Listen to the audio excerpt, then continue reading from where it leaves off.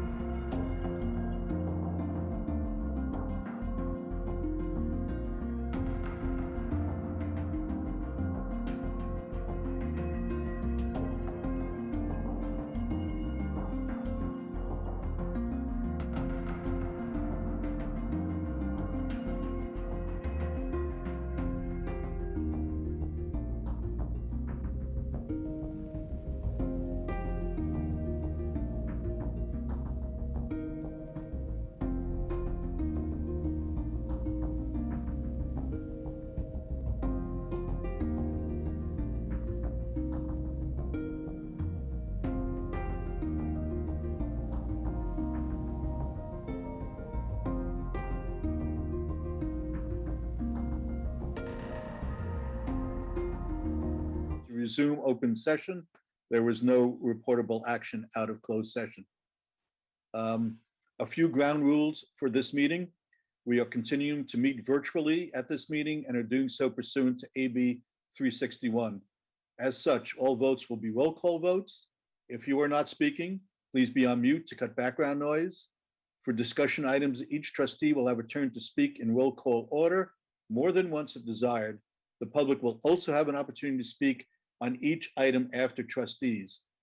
The public will also have an opportunity to speak again at the end of the meeting on any other item not on the agenda, but that is within the subject jurisdiction of this board. So do we need to waive sunshine on any items? No. Okay, so the orders of the day, I hope to take a break at about the 10 o'clock hour. And I do believe we have a time certain item on the agenda. Is that correct? Am I mistaken on that? Okay. There'll also be a recess at 1 o'clock to accommodate the Civic Center TV broadcasting process. And I'm asking all board members to please stay on the Zoom after the regular meeting ends so that we can have special meetings for each of the committees pursuant to AB 361. So with no sunshine to wave, can I have a motion to accept the orders of the day? A motion. Oh, I'm sorry, was that trustee Orr moving? yes. And a second by trustee Jennings? Yes. Any discussion? Vote, trustee Orr, Aye. trustee Kelleher, Aye. trustee Jennings, Vice Chair Jennings, Aye. and I vote aye. And we have the consent calendar.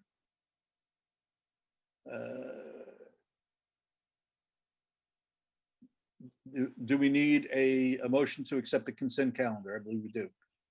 Yes, but do we have any public comment first on the consent Ah. calendar? Any public comment on the consent calendar? Very good, thank you. Hearing none, I will entertain a motion to approve the consent calendar. Anyone? Is that trustee Kelleher moved? And do we have a second? A second. Vice Chair Jennings seconded. Any discussion? We will vote. Trustee Orr, Aye. trustee Kelleher, Aye. Vice Chair Jennings, Aye. and I vote aye as well. Moving on to agenda item number 2, death and survivorship. We'll have a moment of silence for those who've served the city and who have passed.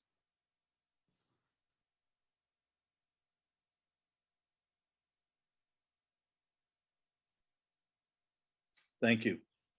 Let's move to agenda item number 3. Investments, oral update from the CIO. Bring us the good news, Mr. Palani. Thank you, Mr. Chairman. It's nothing but good news. That's what you're here for. So before we get to performance, which I hope will be good news for everyone here, and which will be presented by Makeda and Newberger, I just want to give preliminary performance information. So for the fund itself, for the pension plan, year-to-date performance, and this is calendar, not fiscal, was 13.36%, and fiscal year-to-date was 2.83%. And this is as of the day before. And again, these are unaudited numbers, and these are estimates, just so everyone knows. And for the healthcare trust, those numbers are calendar year to date 8.18% up, fiscal year to date 0.48% up. But to discuss more precise and audited numbers, I would now like to invite, if anybody has any questions, I'm happy to take them. And after that, I would like to invite Casey Boyer of Newberger Berman. Okay, Newberger Berman. Great. Thank you all for having me. Let me take just 1 minute to share my screen.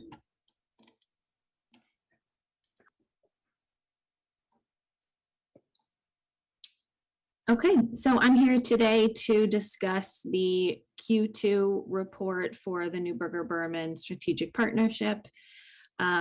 You'll see here the first page summary, which I show every quarter.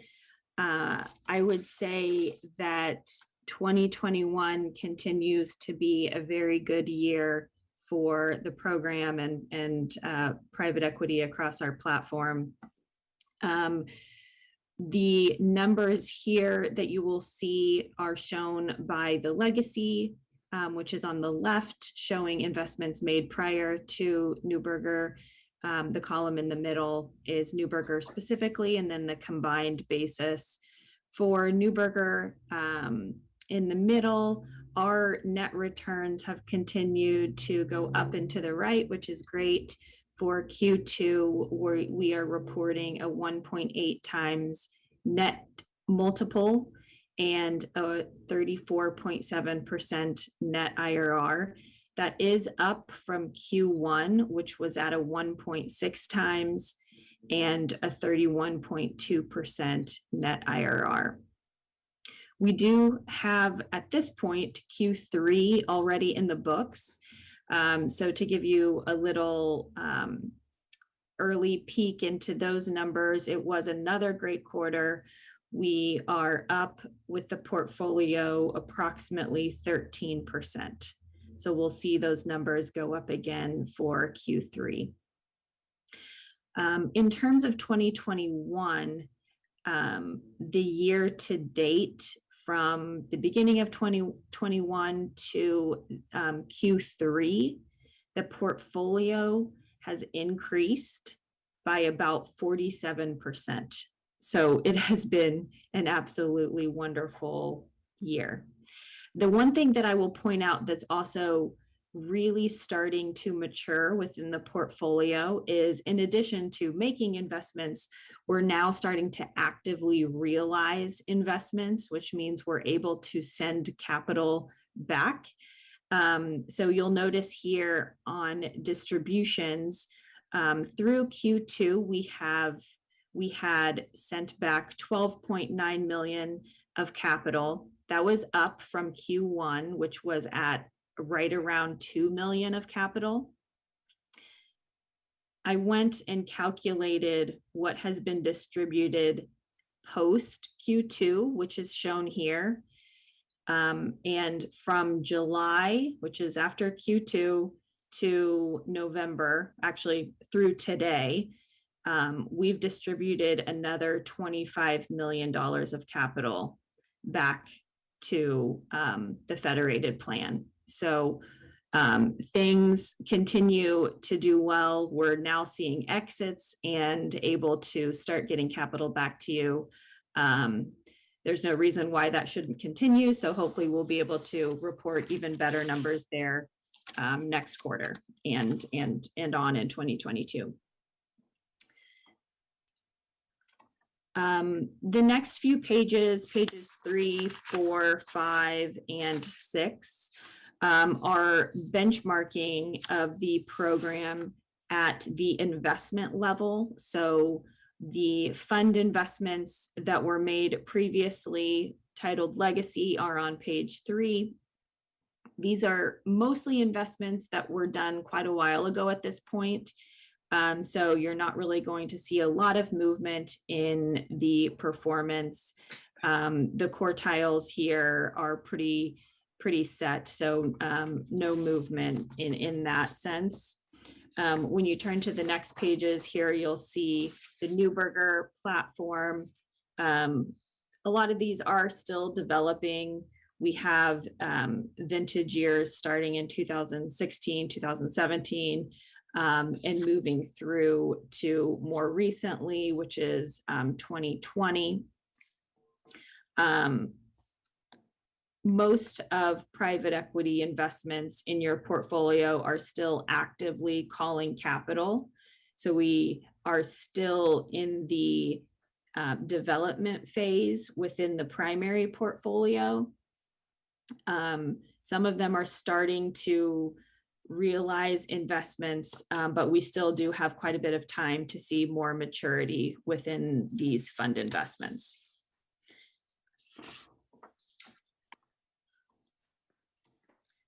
Turning to page 7, wanted to take a minute to highlight the exposures within the portfolio. We've shown here a few different pie charts, one at the top based on investment type. So the type of private equity investments that are included in the portfolio are once again primary fund investments, co-investments, which is an investment directly into a company alongside a private equity sponsor, and then secondary investments.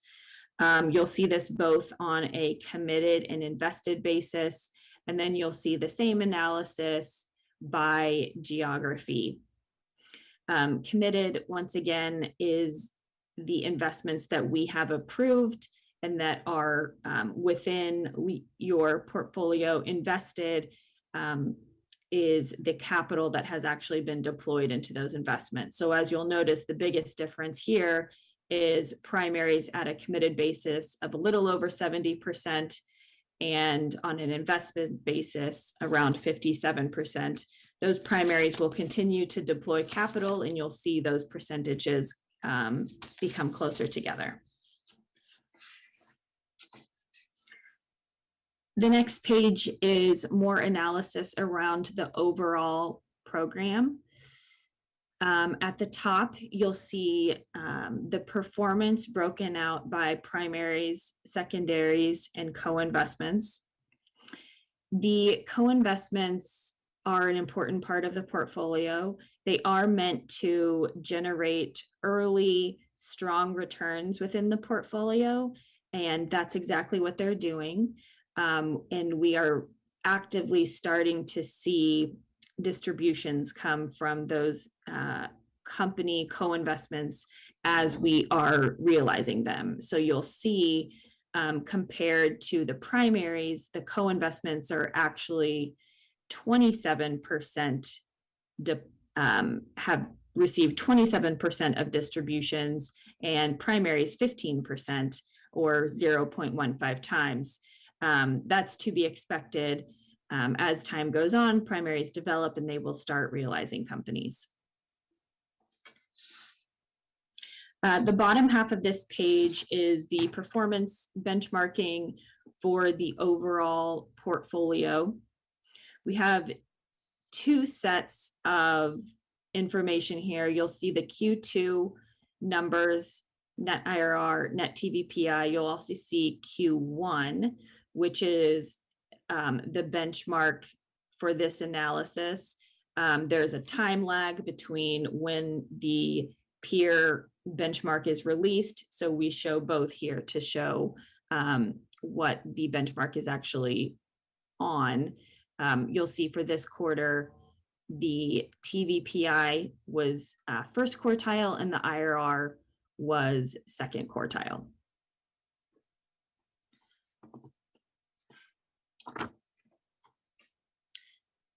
The next couple pages are a lot of numbers on the underlying investments within the portfolio. You'll see the gross IRR and gross MOIC for each underlying investment, as well as the overall performance at the bottom based on legacy and Neuberger investments. So with that, I will open it up to questions.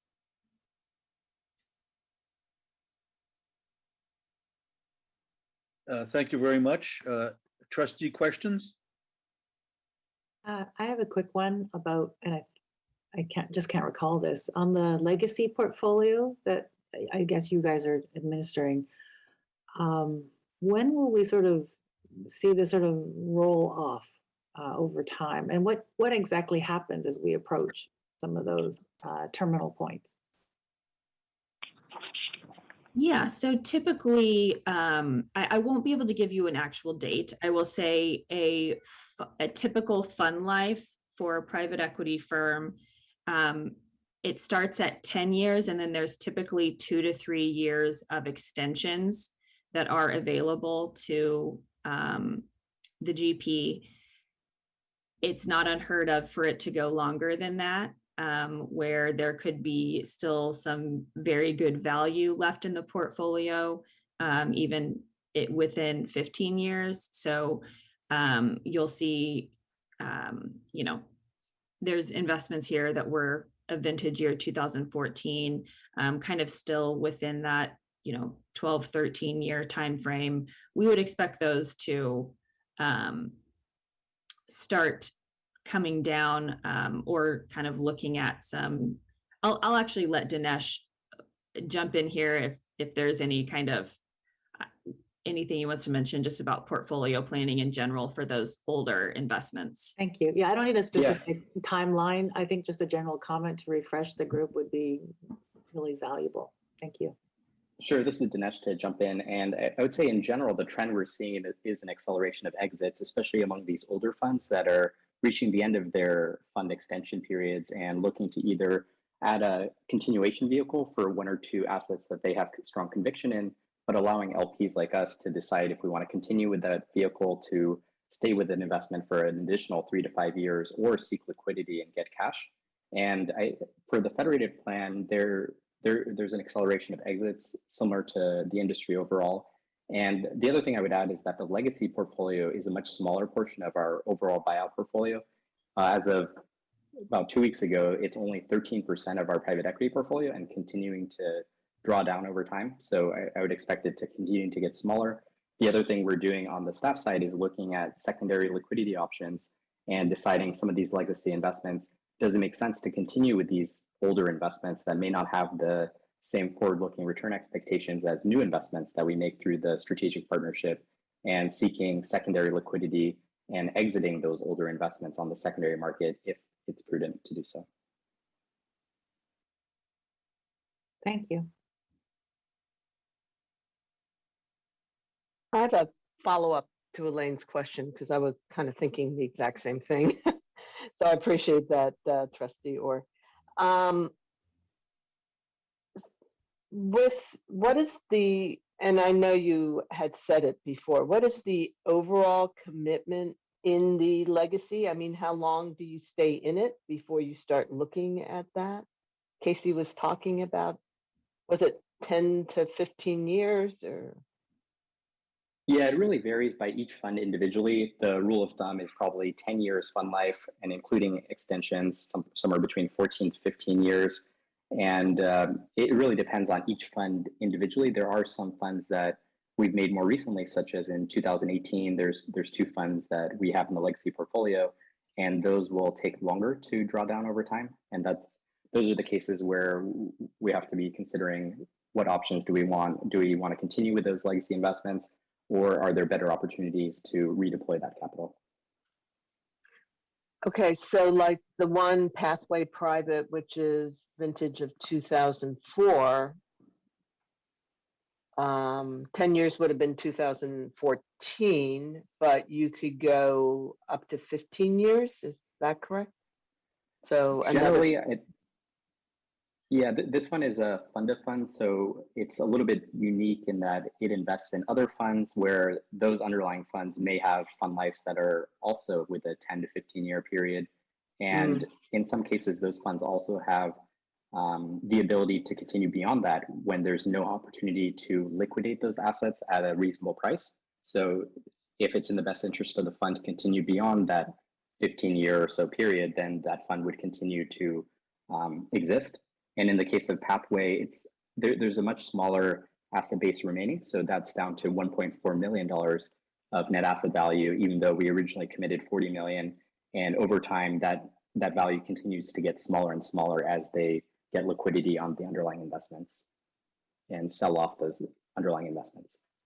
Okay, so in essence, you're evaluating this and making those decisions if you should divest. Right. Okay. Yeah, and we are monitoring every legacy investment, and on a quarterly update, we get updates from the managers. We read through the quarterly reports. We also meet with these managers regularly to understand what they're doing with the portfolios that they manage for us. And I'm just curious, one other thing, at the very beginning of this, you know, so the horizon you're looking at is a calendar year, right? So when you're Q1, it's from January to March, and That's is correct. that, okay. All right, just wanted to make sure. All right, thank you, I appreciate it. Yes. Any other trustee questions?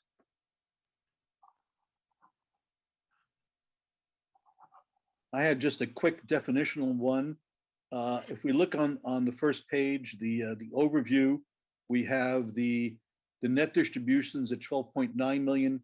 So that is for the half year up to June 30th, or for the quarter? That's for the inception, since the inception of the program. Okay, so help me understand how to reconcile that with the 42 million cumulative distribution on page 10 under NB. Yeah, so, yes, so on page 10, what you're looking at is, In very fine print. yes, it is the underlying investments and what they have distributed back to the program. And what happens early on in the life, and what we typically do to make operationally an easier program, is some of the capital that is distributed is actually used for capital calls. So there's a little of a netting effect, which is why you're seeing the difference there in capital between what you all have actually received in your hand and what has been kind of recycled for a call from those underlying investments. I see. So if I do the math, 42 minus 12, we've recycled about 30 million back into the program. Yep. Is that the correct understanding? That would be correct. Okay, thank you. All right, if there are no other questions, we thank you and move on to the next agenda item. Thank you. Thank you, Mr. Chairman. Thanks, Casey. I would like to invite Laura Wyrick and Jared Pratt. Mr. CIO, if we can just take a moment. I know I said we would have a pause at 10 o'clock, but I am informed that some trustees may need to have a early stop. And I am wondering if we should hold this part of the presentation and move forward with other agenda items that would require a full quorum to vote on various issues. Is that something we can do, or do we have to have a new vote on new orders of the day? I'm okay with that. I will leave that to Harvey and Maytak. Okay. And it's a prerogative of the chair to arrange agenda items. okay. I will then use what limited powers I have. We will hold the 10 o'clock break in abeyance unless I hear a strong outcry otherwise. I understand that our council liaison has a hard stop, so I would like to move forward with the agenda item of report from the council liaison. If Council Member Davis is here. Thank you, Chair. I don't really have much of a report today. The main issue that the council has been grappling with over the last few meetings have been land use decisions for the general plan update, as well as redistricting, which we basically finalized the map yesterday morning, and the final hearing for that will be January 11th for the district boundaries. I don't know that that's of particular interest to this board, as there are no financial decisions. So those are the updates for what council has been doing. If I missed anything, I'm sure Roberta will let me know. Okay. Thank you. And I presume it will have financial implications, but perhaps subtle ones in the long term. So redistricting for the council doesn't normally, I shouldn't have any financial implications, as all of the items that we pass are passed citywide, and the boundaries for the districts are just, how the representation shakes out for various streets and neighborhoods. So I don't anticipate there to be any financial implications for boundary changes, which are required by law every 10 years. Thank you. I see that Council Liederman has his hands up. Yes, thank you. I wanted to ask, if I may, Councilmember Davis, if there are any updates current situation on COVID-related edicts, ordinances, or proclamations, or anything like that that we should know about? Thank you. There hasn't been anything specific that has come from the county, but there is a new mask mandate that started, I believe it was yesterday, statewide. So an indoor mask mandate statewide for a month. So between December 15th and January 15th. And there are a couple of Bay Area counties that are going to be exempted from that mandate, I believe, but our county is not one of them. So there have been no more discussions about closures or anything like that. Our hospitalizations were slightly up the last time we got an update about that. I think it was right after Thanksgiving, but they weren't substantially increasing. And it was just something to continue to watch, not something of extreme concern. So if you're asking about particular closures, that has not been on the discussion. And that hasn't been something that I think is likely to happen, given that we still have a high vaccination rate. That being said, I will say, since you brought it up, Mr. Liederman, I hope that everyone has been following the information about boosters and the need for boosters. The Omicron variant, it requires a booster. Basically, if you had your shots more than 6 months ago, you're going to want to get a booster.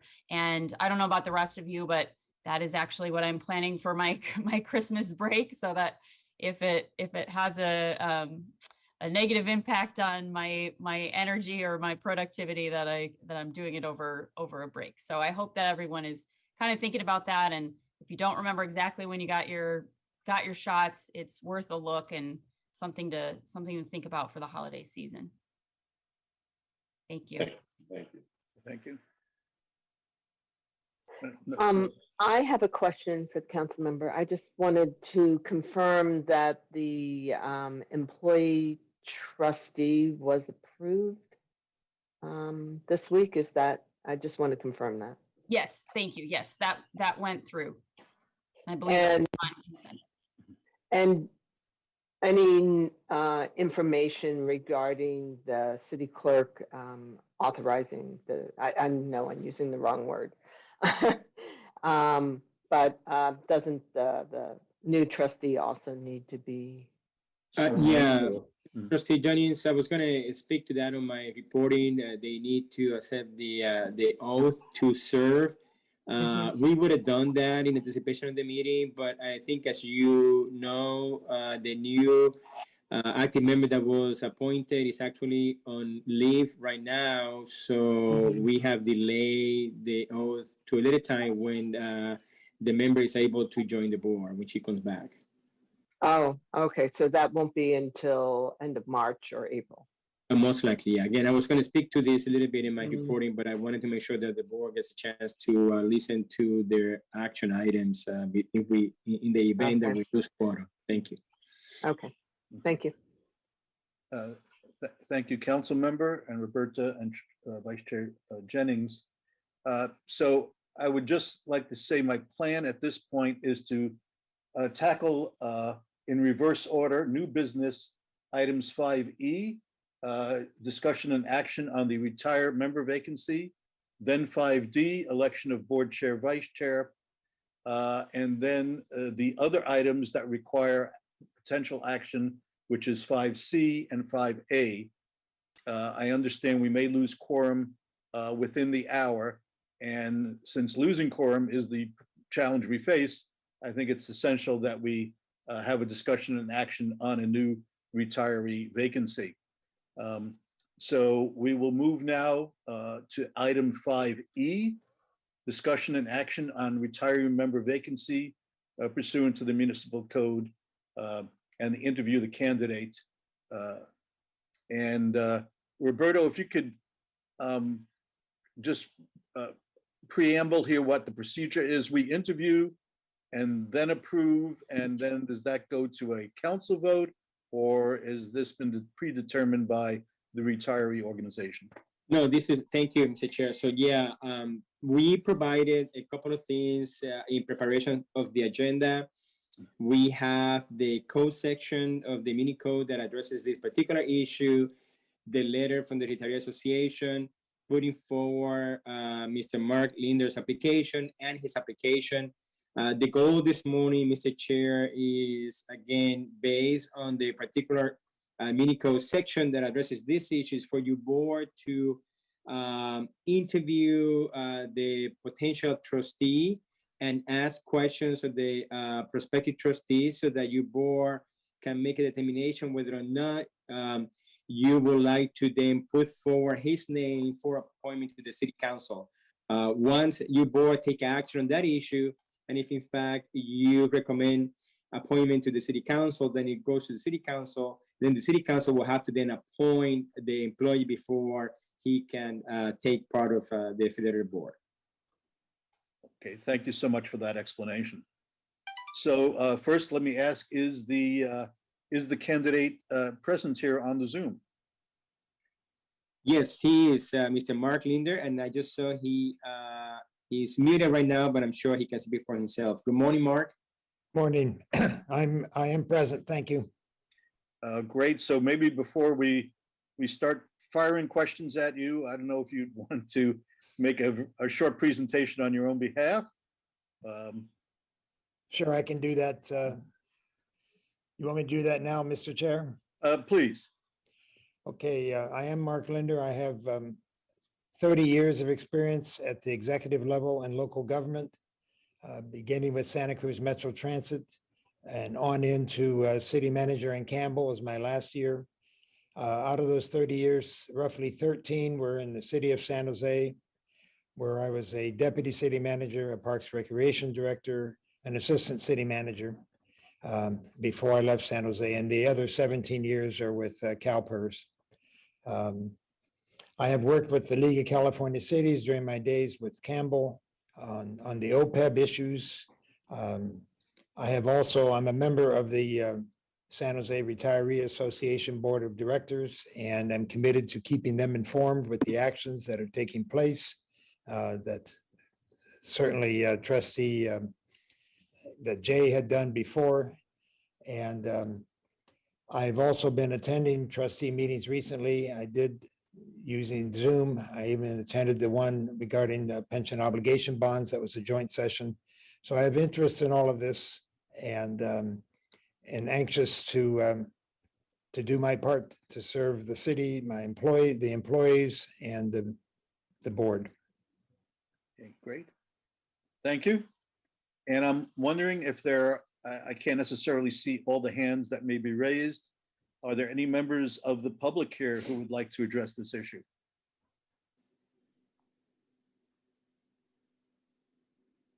If not, trustees, do any of the trustees have questions for Mr. Lindner?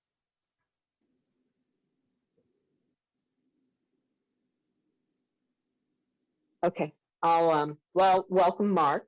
It's great to see you. Good seeing you, Julie. We did work together, so it's. Yes, we know each other. You were director of Parks and Rec. I don't know if that was when I was there, but I think you came back when I was there. Yeah, so. I did. Yeah, so high regards. One thing, just as a trustee in this position and given some of your existing duties that you still perform, it is a bit of a time sink, just to keep in mind that, we meet monthly. There are subcommittees that we're assigned to, and that also requires certain time commitment. Currently, we are doing Zoom meetings, but that is dependent on a monthly verification of the emergency, and Maytech keeps us well informed of that. So the question is, as to your commitment in time and your availability.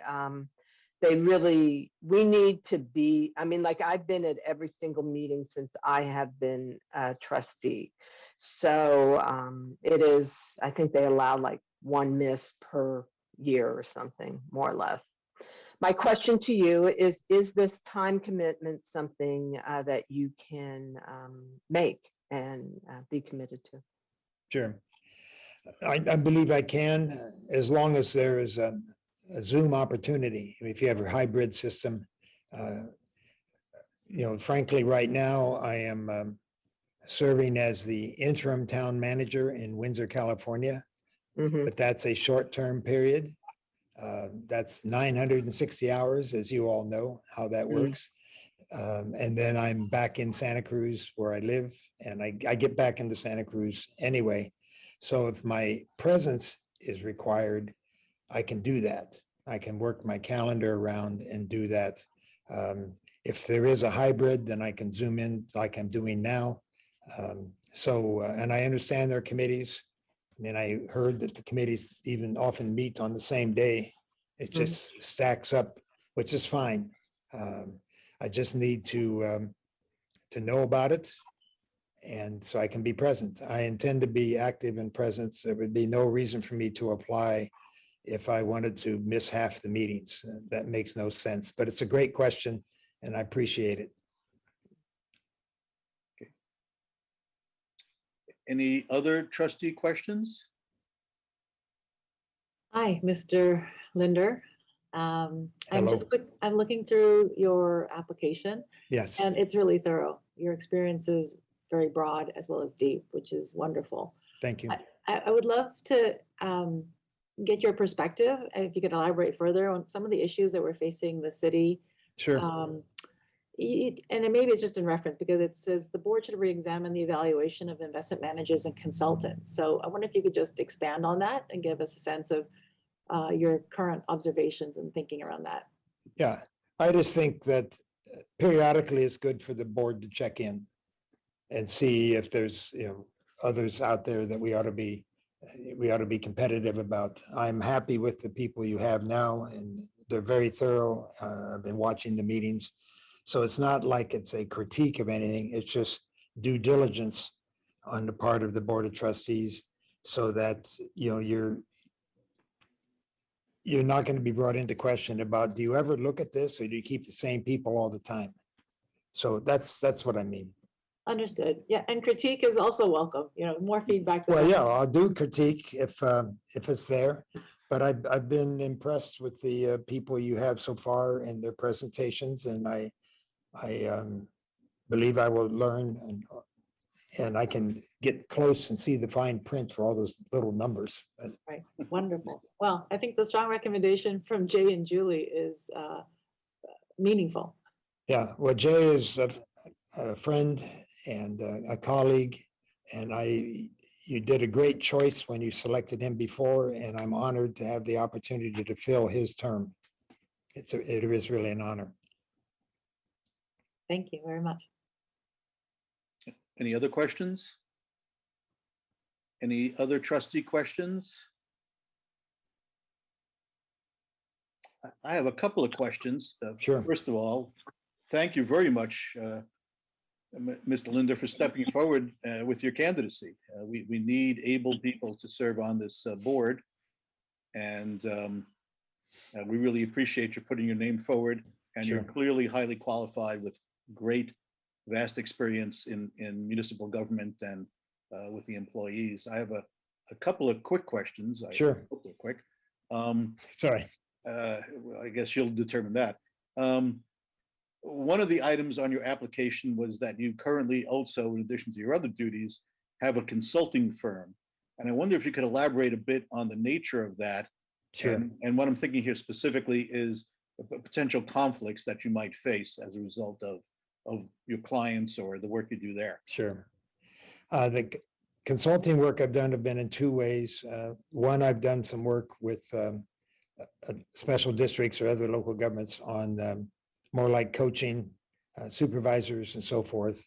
That is basically diminished with the onset of COVID. The other I've been doing, which I can do with Zoom and other online things, is helping basically small developers navigate the system in San Jose and other cities. But my primary effort is around the community engagement side. So I do a lot of work with with community leaders, getting organized community engagement with the developer. I also help interpret and be assured that the developer is following all the city rules. I will sit in sometimes with the meetings that are with the whatever planners involved. So sometimes, because some of these guys are not necessarily new, but their projects are so small and they just wonder, so why do I have to go through all these steps? So I can explain what that is. Or if there's a glitch, I can use, because I do have colleagues that I've worked with before that I can help them get through. My most recent one was a project that is across from Council Member Davis. It was Vice Mayor Jones, and it has a very active community. So I spent a number of years developing relationships with the community leaders so that people feel heard. And I encourage the developer to follow as much as they can the suggestions. So that's been it. With my new assignment, I'm not doing anything there. It was not a big practice, but it was to keep my mind engaged. And I do have some local community stuff that I do in Santa Cruz. But that was the extent of that. And these are small guys. I'm not doing any of the level of work that Eric is doing or the Morley brothers or any of that. My piece is really community engagement focused. When you say developers, you mean like real estate developers? Who Yes. are developing building projects within the city. Yeah, interestingly enough, the first one that brought me on was a former employee of mine in San Jose. I see. Okay. So yes.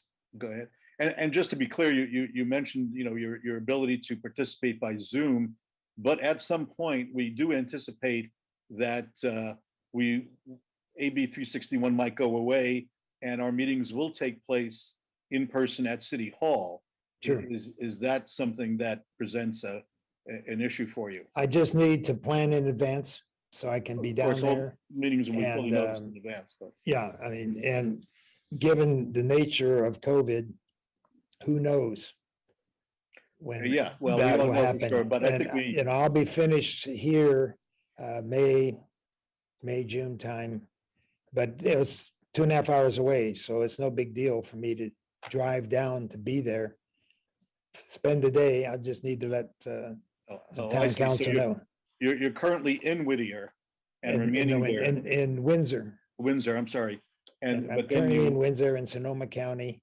And we'll have residents here, but I also have residents in Santa Cruz and plan on getting back on a regular basis. So once the meetings don't become hybrid, I'll be there. I mean, I've attended some meetings in the past at San Jose City Hall. Right. So I understand. And I think the whole world will be happy when you can meet in person, because that means everybody will be meeting in person. Locally. So that can be done. I just need to work it out. Okay, great.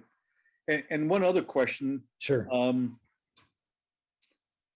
I'm just wondering if just as an individual, if you take an active part in investing your own assets for retirement or for other goals, and if you have some general rules of thumb that guide your thinking about investing. Do you, for instance, rely primarily on an advisor, or do you merely count on your pension proceeds, or what thoughts do you have about investing in general? I'm not asking for any detail here, but I think guiding. I think what I've done. I'm in the Now it's called Mission Square, the ICMARC, with the money that I have in deferred compensation. I've set up the schedule when I was getting ready to retire. I've pretty much stayed with that. I'm lean to be a little more on the slightly more aggressive side, not totally. And we also do, my wife has all her money in her 401k with Fidelity. And so we do rely a lot on Fidelity's investment advice. I tend to be more assertive. She tends to be a little more conservative, so we can have good conversations there. But that's, and I check it regularly, but I haven't made a reason to make a change on it at this point. Okay. I was wondering if Trustee Kelleher had any questions for the candidate?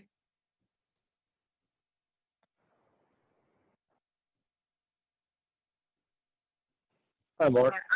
Hi. Hi, Mark. This is Mark Kelleher, Yeah. Trustee Kelleher. Sure. I actually have a lot of questions. I sort of sit in the background and listen. Sure. But I'm very, very impressed with your background and look Thank forward you. to getting to know you as a professional. So thank you. Thank you. Yeah. That's all right. Anybody named Mark is pretty good, I figure. That's going to be confusing for us. That's all right. Thank God for the nameplates. Yes. I don't know if there are any other questions then from, I'll even invite, looks like I see a hand up. I see a hand up as well. Our counsel, Mr. Lederman. Thank you, Mr. Chairman, and welcome, Mr. Linder. Nice to see you. Thank you. Just by way of introduction, I'm Harvey Lederman, and myself and my colleague Maytag Chin are fiduciary counsel to the board, and it's our job to constantly remind the board members of their fiduciary responsibilities. I guess I'm most impressed by anyone who says 2.5 hours on a freeway is not daunting to them. So it takes me an hour and a half to get to San Jose from the East Bay. Yeah, screaming, my but- wife does most of the driving, I have to admit. She likes it more than I do. That's good. You know, what I wanted to ask you about on behalf of the board was Sure. the city's application form places a lot of emphasis on investments and investment philosophy. But there's a whole nother part of this work of the Board of Trustees for the system that goes beyond investment into benefit administration and Yes. hearing disabilities and IT and software issues that we need to be conversant with. And it seemed from your application that positions that you've held might have given you some good experience in those areas that you could bring to the board. And I wanted to give the board a chance to understand what experience you might have in the areas of benefit administration, plan administration, IT, risk management, those kind of things that constantly come up. Yes, it's one the roles of responsibility I've had. I've often been responsible for oversight in the benefits within the organizations I was serving. Often was also manager of the whole IT technology area, and also had to, of course, deal with the labor side of those issues, and so I'm comfortable in those areas, and I understand that the board, the trustees, have those additional responsibilities. I'm just wrapping my head around some of the more recent things that I had to work on in those areas. It was interesting, again, when I was city manager in Campbell, I worked with the League of California Cities when they were looking at providing an option of health insurance benefits through them. So I was involved a lot of looking at benefit models, see who was doing what, how they could be set up, and that experience, which was a little broader than simply one organization. I made in Campbell, I moved the technology function into the city manager's office because I cared about it. And I was worried it was buried inside finance at that point, and wanted to spend more time on it to make the website more customer friendly for the community, and to make it everything just more usable for people in the organization. So those are areas of interest of mine. Well, that's terrific. You just qualified yourself for about 7 committees. I would like to just add a note here.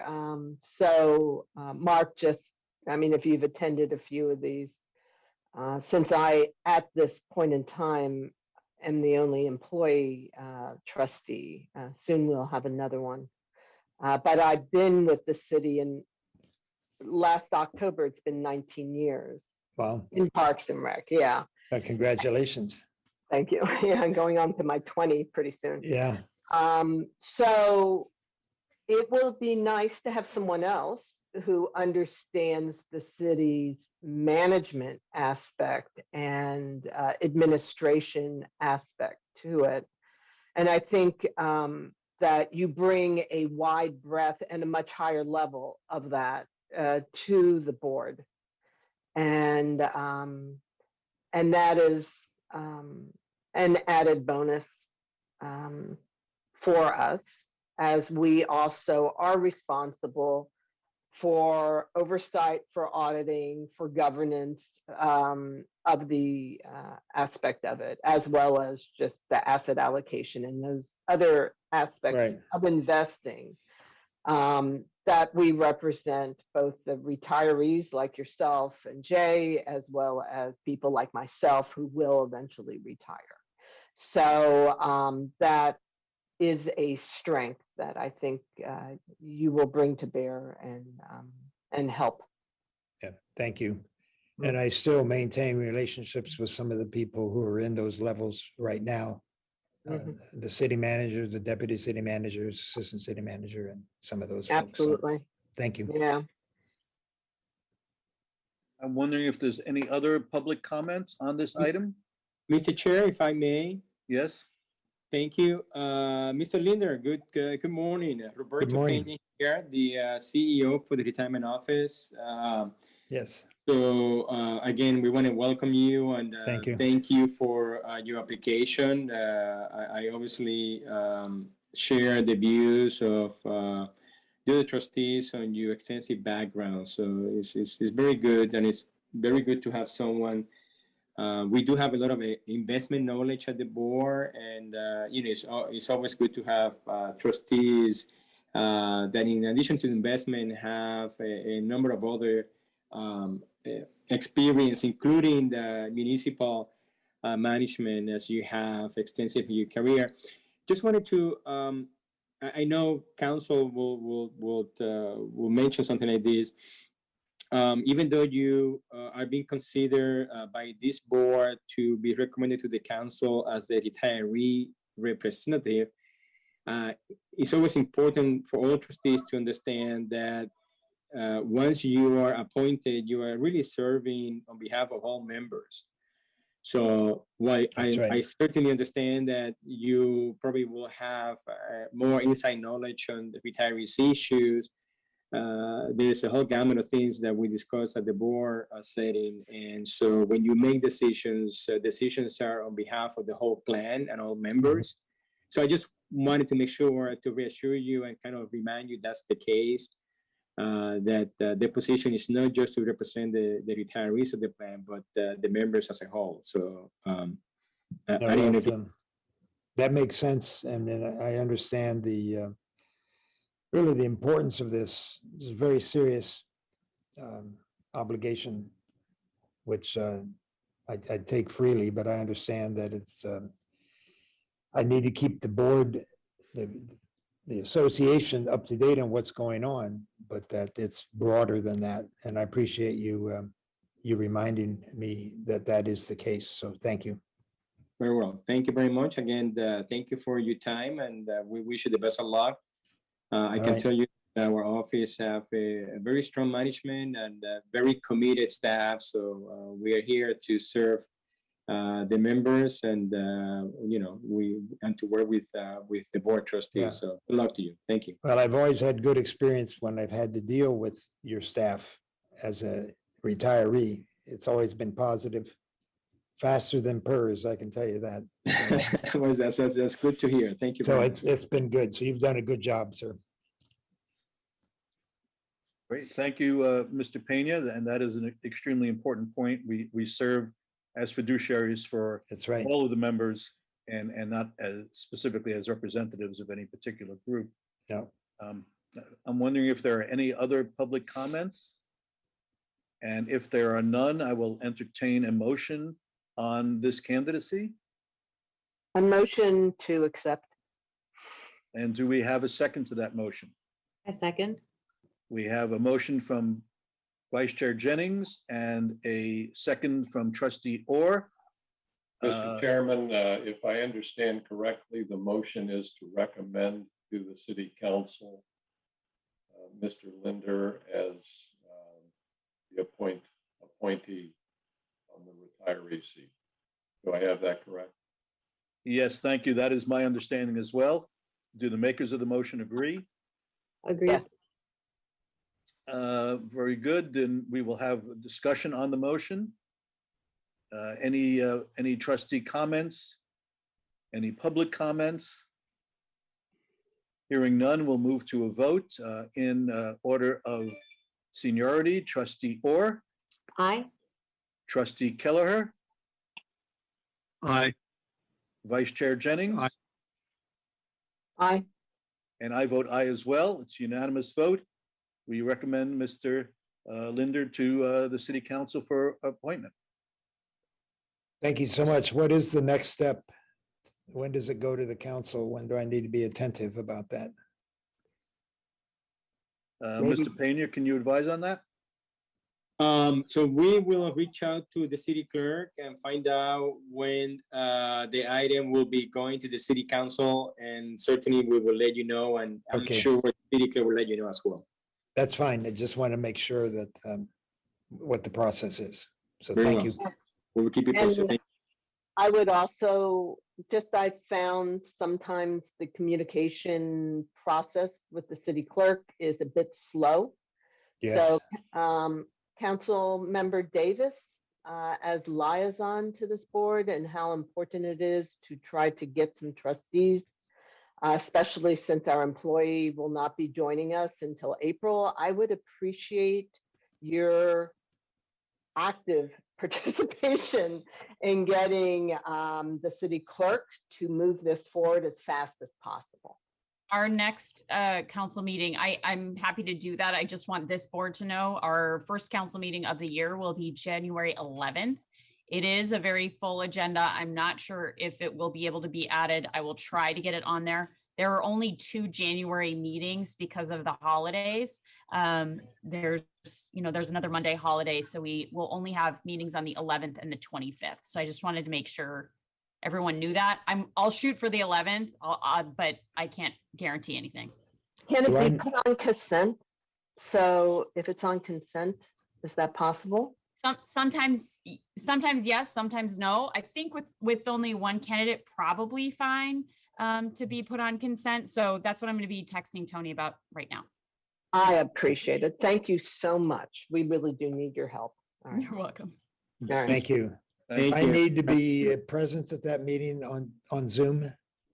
It will be on Zoom. It would be good in case there are questions. Yeah, that's fine. I can do that. I'm just checking, and the council meetings here are on Wednesdays, so Okay, well, no there's problem. no conflict. Keep your Tuesday clear.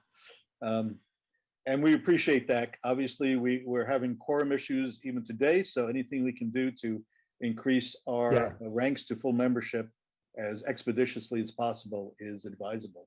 Yeah, it's very good. Well, I'll stay in touch with the council member and the clerk and see how it goes. Thank you. Thank you. And congratulations for passing this next step. Thank you so much. I'm looking forward to working with all of you. Thank you. And of Um, course, with the retiree board.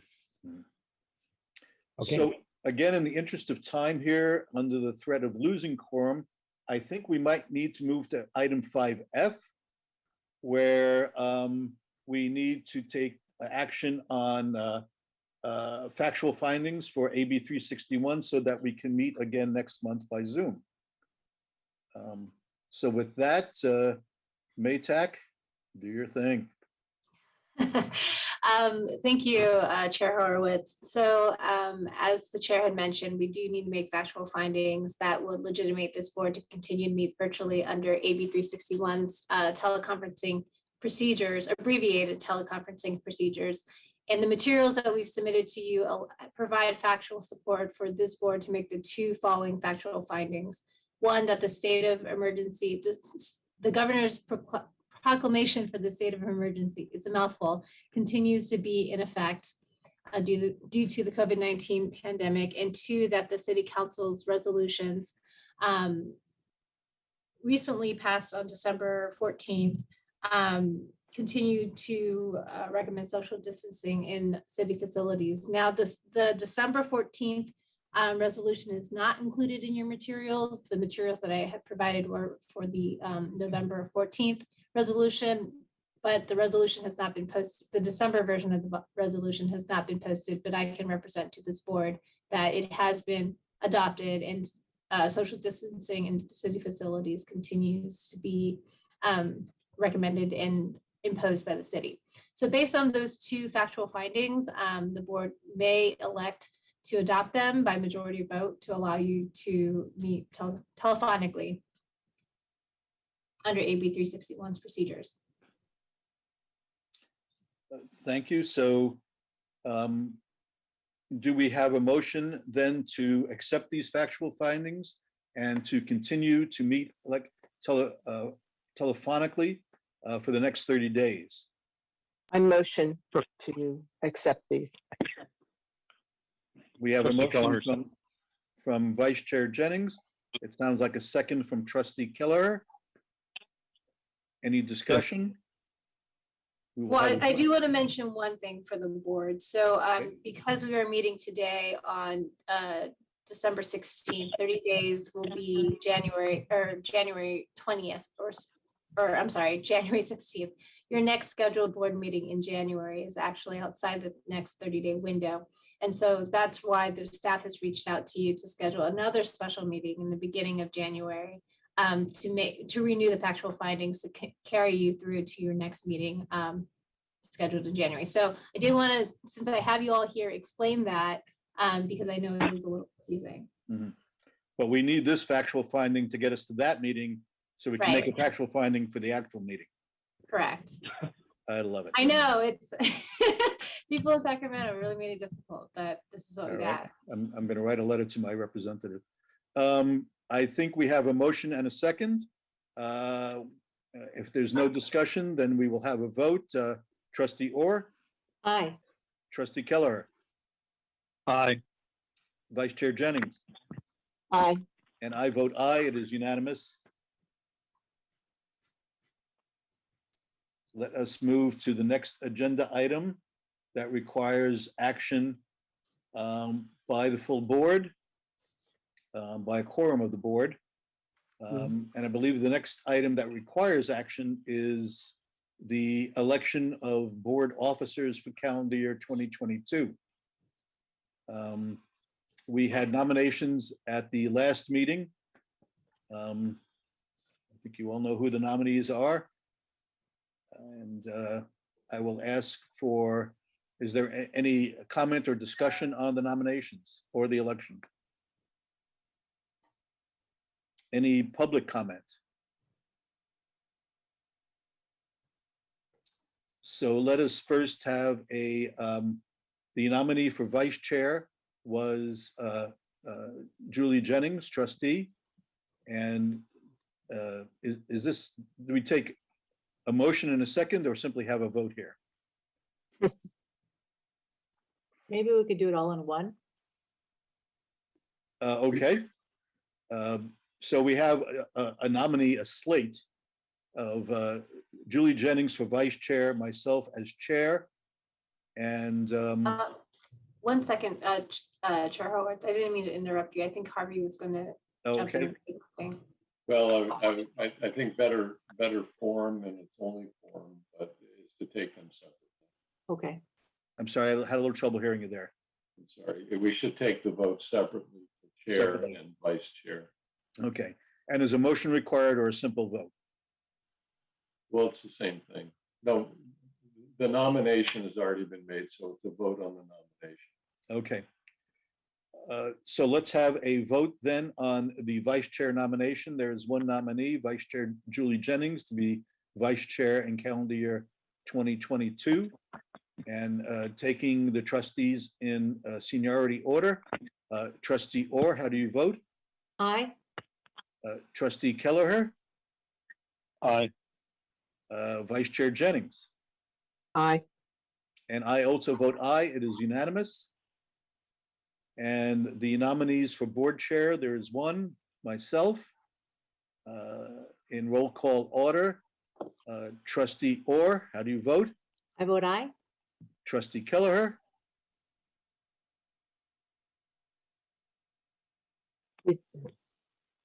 I vote aye. okay, thank you. I got nervous there. Vice Chair Jennings, Aye. and I vote aye as well. So we have a unanimous election for our slate of candidates. Thank you. I think then the most pressing piece of business, I don't know if we're about to lose quorum here. But if we still have quorum, let us go to 5C, discussion and possible action on preliminary OPEB valuation results presented by Chiron. Mr. Chair, can I Yes. suggest that we first take the final item on the evaluation so you can finally take action on the pension plan and then go to the preliminary for the OPEB? Very good. If that is more pressing, then let's do that. So that's agenda item 4A, discussion and action on final pension valuation results as of June 30th, to be presented by Chiron. Thank you. Mr. Hallmark, and my apologies to Makeda, who has been waiting patiently for this a bit out of turn agenda, but it couldn't be helped, frankly. So No problem, Chair. thank you. Thank you, Mr. Mr. Chair. Hopefully I am sharing my screen so you can see it. I can. We will try and move through this quickly, given the quorum concerns, so that we can get to the end result here. Just quickly, this has been our meeting schedule. We are here today presenting the final pension valuation report. We also will present the draft OPEB results, but I don't think the board needs to take action on that item. Okay. In January, we'll be back with the Siegel's final pension audit results and the final OPEB valuation report. And then I understand in February, Siegel will be back with their OPEB audit results. At the last board meeting, we presented the draft pension valuation results, and there's been one minor change since those results.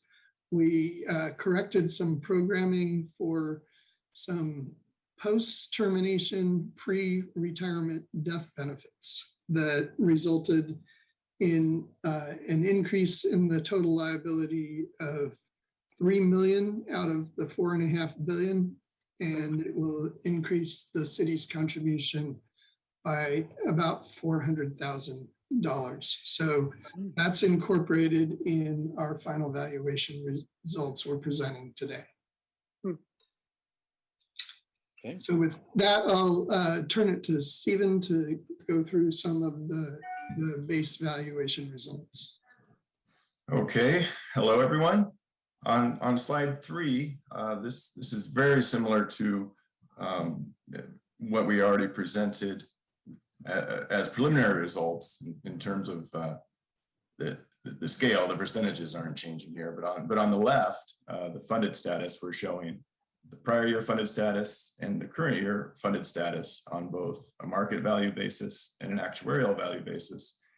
And one key takeaway here is that the actuarial value has the smooth actuarial value. What was funded status on that basis was higher than the market value basis, and that is flipped, right? Because of the great investment returns, the market value of assets is now 63%, the funded ratio, and 55% on the actuarial value of assets. So as of June 30, 2021, you can see that there was a flip there. And so now you have deferred gains. And on the right side, we show the actual numbers. As Bill mentioned, there's a small change there, about $3 million in the right-hand column, June 30, 2021. A couple of things to point out there. On the right, you can see the market value funded ratio increased from 49.2% for tier 1 to 61.7%, so a significant increase. And for tier 2, there's actually now a surplus, right? So the funded ratio is now 108.1%. Now you're talking about 100 million versus 4.4 billion. But again, those are the two key things I wanted to point out. So moving on to slide 4, we again, this is essentially unchanged from the preliminary results. I believe the 56.5% total city for fiscal year end 2023 was 56.4. But other than that, the numbers look very, very similar. And you can see that the interest on the UAL has decreased significantly, and that's a result of the strong investment returns. For fiscal year end 2023, there's a little bit different split there, but on a dollar basis on the right, you can see that the total amounts have increased a bit, whereas on the percentage of payroll basis on the left, the amount for fiscal year end 2023 is down a bit from last year.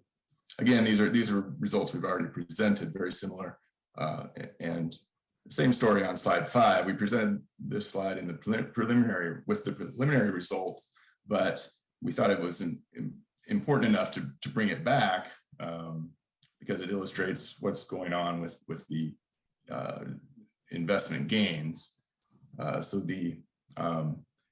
So we're showing the mechanics behind the actuarial value of assets calculation.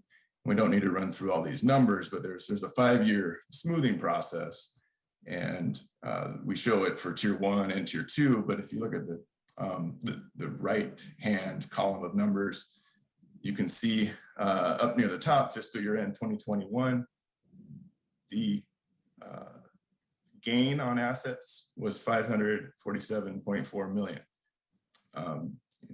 So that's obviously a large number. 80% of that gets deferred.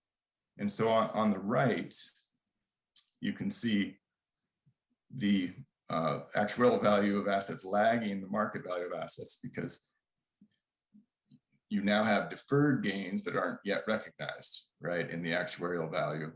And if we look at the numbers at the bottom, there's a total of 371.2 million in deferred gains, and those are going to flow in to the assets, the actuarial value of assets over the next 4 years. And that will put downward pressure on the contributions. So I think that's sorry, could you go back for that slide just Sure. a moment? Sorry, the amount was 371 million over the next 4 years starting 2022. Yeah. Yes. Well, the caveat there is that there are several pieces, right? So the fiscal year end 2020 is 60% recognized, 2019 40%, so on. But the largest piece is that 437 remaining for fiscal year end 2021, right? Because 20 recognized. So the rest of that will come in. Or those for you. Thank you. Yeah. And here, so and there's actually two things going on, right? So on slide 6, we look at the tier 1 UAL payments. So these are the amortization layers. And I guess what stands out is the 2009 UAL, right? That was 30 years, and it will end. So that was put in back in 2009. But that's the largest piece there. There are also assumption change layers, and those are over 25 years, and gain loss layers over 20 years. And what we wanted to show here, these light yellow bars that are below the zero line. So anything below the zero line is actually reducing, right? Your unfunded. So these are offsetting the other charges.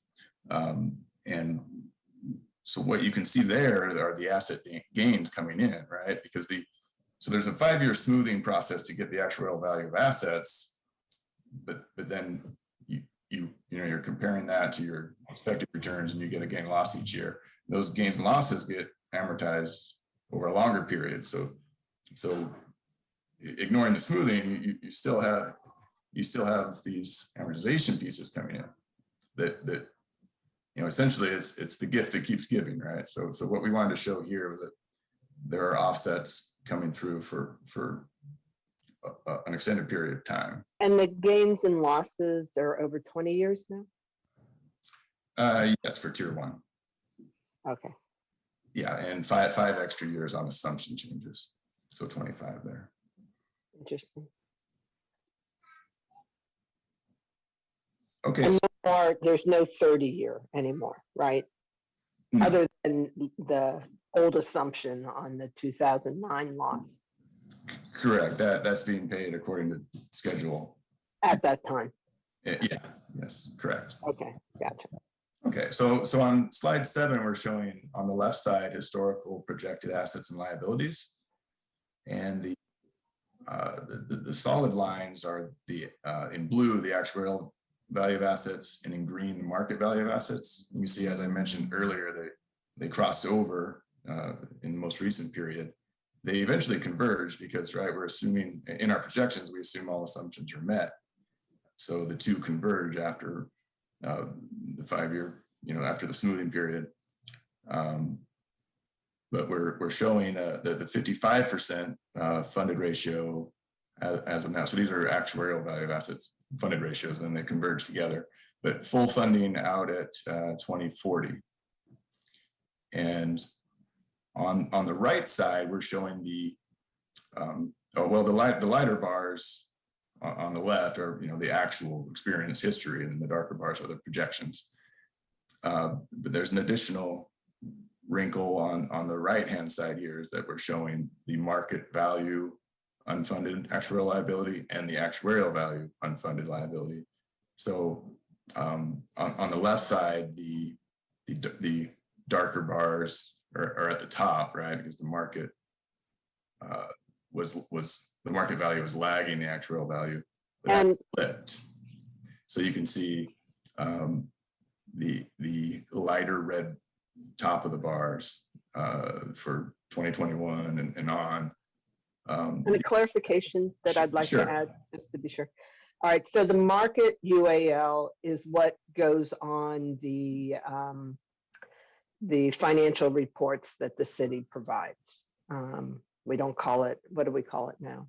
It's not it's the comprehensive. Net pension liability. Yeah, so that Sure. shows there. But the actuarial UAL is what the city, when we have them, is that the actuarial piece when we look at what they provide in their contractions? The actuarial value is used for funding purposes, so Right. It helps smooth the contribution. So it provides for that, but the market value is what is on the old term, comprehensive annual financial report. Correct. Okay, all right, Cool. I took a class on administration, and there was, I don't know if it was Chiron, but it was someone who went through all of this. So I was okay. taking notes as I was learning even more. Okay. Okay. Yeah, so the key takeaway is that the relationship flipped because of the great investment returns, and there are now deferred gains. But we're showing, I guess the other key takeaway here is that the UAL gets paid down, right? So on the right-hand side, those red bars decrease over time as the plan gets better funded, and you know, they drop to zero corresponds to on the left, or on the left side when the plan reaches full funding. Okay, so in line with the sort of story we've been crafting here, the great returns are sort of the gift that keeps giving, right? And so here, these slides are also similar to what we showed with preliminary results. You know, very, very similar. But you can see that the dark line at the top is the 2020 projection, and the results you can see have come down, you know, significantly, roughly 10% of payroll on the left side, and roughly 50 million on the right side. What we're showing is the historical and projected contribution rates, so percent of payroll on the left and dollar amounts on the right, with the lighter values being the past. Those are actual, and then going forward the projected. And we bolded the current year. But again, the key takeaway is, you know, these numbers look a lot better than they did last year. So before I turn this to Jackie, what Stephen has presented are the baseline projections if all of our assumptions are met. But we don't want that to be the only thing you take away. You need to understand how volatile the future can be. So, sorry. The dog agrees, Bill.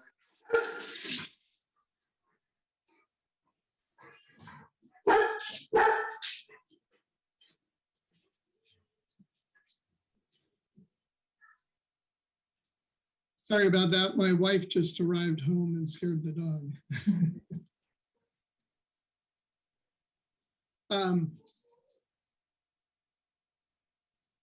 So let's see here. Let me get back to where we were. So we want you to understand the sensitivity of the results in different situations, because our projections our baseline projections never turn out exactly correct. So with that, I'm going to have Jackie take us through one of the key indicators, the maturity of the plan, and then I'll go through some projections. Hi, good morning, everyone. The first maturity table that we look at is the support ratio, which is your number of inactives to your active population. So a way to think of it is contributions are coming into the plan based on every active that's in the plan. Well, for every active, how many inactives are they supporting with those contributions? So you can see the different bars represent different participants in the plan. The blue bars are your actives, split between tier 1 and tier 2. And then your yellow is your deferred base of people that are due a benefit in the future, and your in-pay are people that are currently receiving a pension from the plan. And then the red line, that is your support ratio. So that's your number of inactives to active participants. And you can see, so the higher that support ratio goes, the more mature the plan is and the more risk associated to the plan. So you can see that there was a huge increase between 2009 and 2012, and that was with the recession. And then it's kind of evened out, and now you've got that steady growth as the plan matures even more. And right now, the current support ratio is 1.64. So that's 1.64 actives to every active participant. The next measure that we look at is your leverage ratio. So on the left, you've got your liability, which is your liability divided by your payroll. And on the right, you've got your assets, which is your market value of assets, not the actuarial value, market value divided by your payroll. way to look at the liability side is if you were 100% funded, this is what your asset leverage ratio would also look like. So the liability leverage ratio, that really focuses a lot on the sensitivity to different assumption changes, right? Because like if you change your discount rate, you lower it, that's going to increase your liability, that's going to increase your leverage ratio. On the right side, your assets, that's more focused on your investment changes, so your investment returns. You can see in both scenarios, the plan, which is a black bar, the black diamonds, that's just for Federated. You're well above the average for the public plan database. What that does is it takes a bunch of public plans throughout the country and it compares you to them. And the colored bars are showing the different ranges of the numbers. And you can see that right now, San Jose is very high. It's in the top 5th of all plans for both scenarios. Sorry, for the liability scenario. It's a little less on your asset side. You can see that the huge jump in the leverage ratios are kind of in line with those jumps in your support ratios. Those are about like 2009 to 2012. On the right there, one more thing to point out for your asset leverage ratios. You can see this year there was a huge jump from 2020 to 2021 in your asset leverage ratio. And that's really due to those great returns that you had in the plan. So it's kind of, the upside is that you had great returns and your assets increased a lot, but the downside is it made the plan a little riskier because you're a little more susceptible. Now, if you have investment losses, it's going to be it relates to a much higher portion of your payroll that you have to cover. The next measures are, there's 2 measures that you can look at for risk, and one is your normal cost and your interest cost. Your normal cost is really your expected benefits attributable to services going to be accrued in the next year, and then your interest cost is your interest on your unfunded liability, and that's measured at the discount rate. So the sum of those two is your trade water cost, and if you're contributing more than your trade water cost, your UAL is going to come down. If not, it's going to continue to grow. So on the left side, we show your sensitivity to a discount rate and how it affects the different contributions. So on the left there is if at your current discount rate, which is a 6.625. And on the right shows if you were to lower your discount rate 1%, what would the effect on the contributions be? And you can see that with every bucket of the contribution, normal cost, interest cost, UAL, you're going to see an increase if the discount rate were to decrease. On the right is your interest cost at risk. And this is really the exact definition of it is your discount rate minus 2 standard deviations for the investment return. And right now, so this is showing what would happen if there was a huge shock to the system. So if you were to have a huge loss in 1 year for your pension plan, and this is measuring a loss of minus 20, about a little less than minus 22% in the coming year. You can see the far left is your current valuation. The middle one is what we would expect to happen if you were to get the assumed return. And the third column on the right is what would happen if you would have like a negative 22% return in the year. You can see that the investment return doesn't affect your normal cost rate. So it doesn't affect your city normal cost contribution, but it does affect the UAL and the interest on the UAL significantly. So even though you would have that large change, also one more thing to point out, you're going to have that large loss on investments, but one thing to remember here is also those losses would get smoothed over 5 years. So it does, the effect of this would kind of be recognized over 5 years. This isn't the full effect if you were to have that bad year.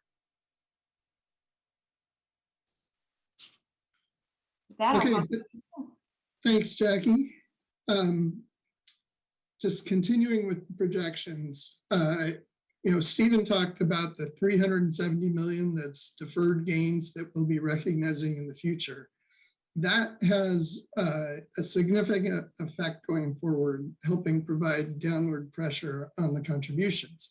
But that doesn't mean the contributions can't go up.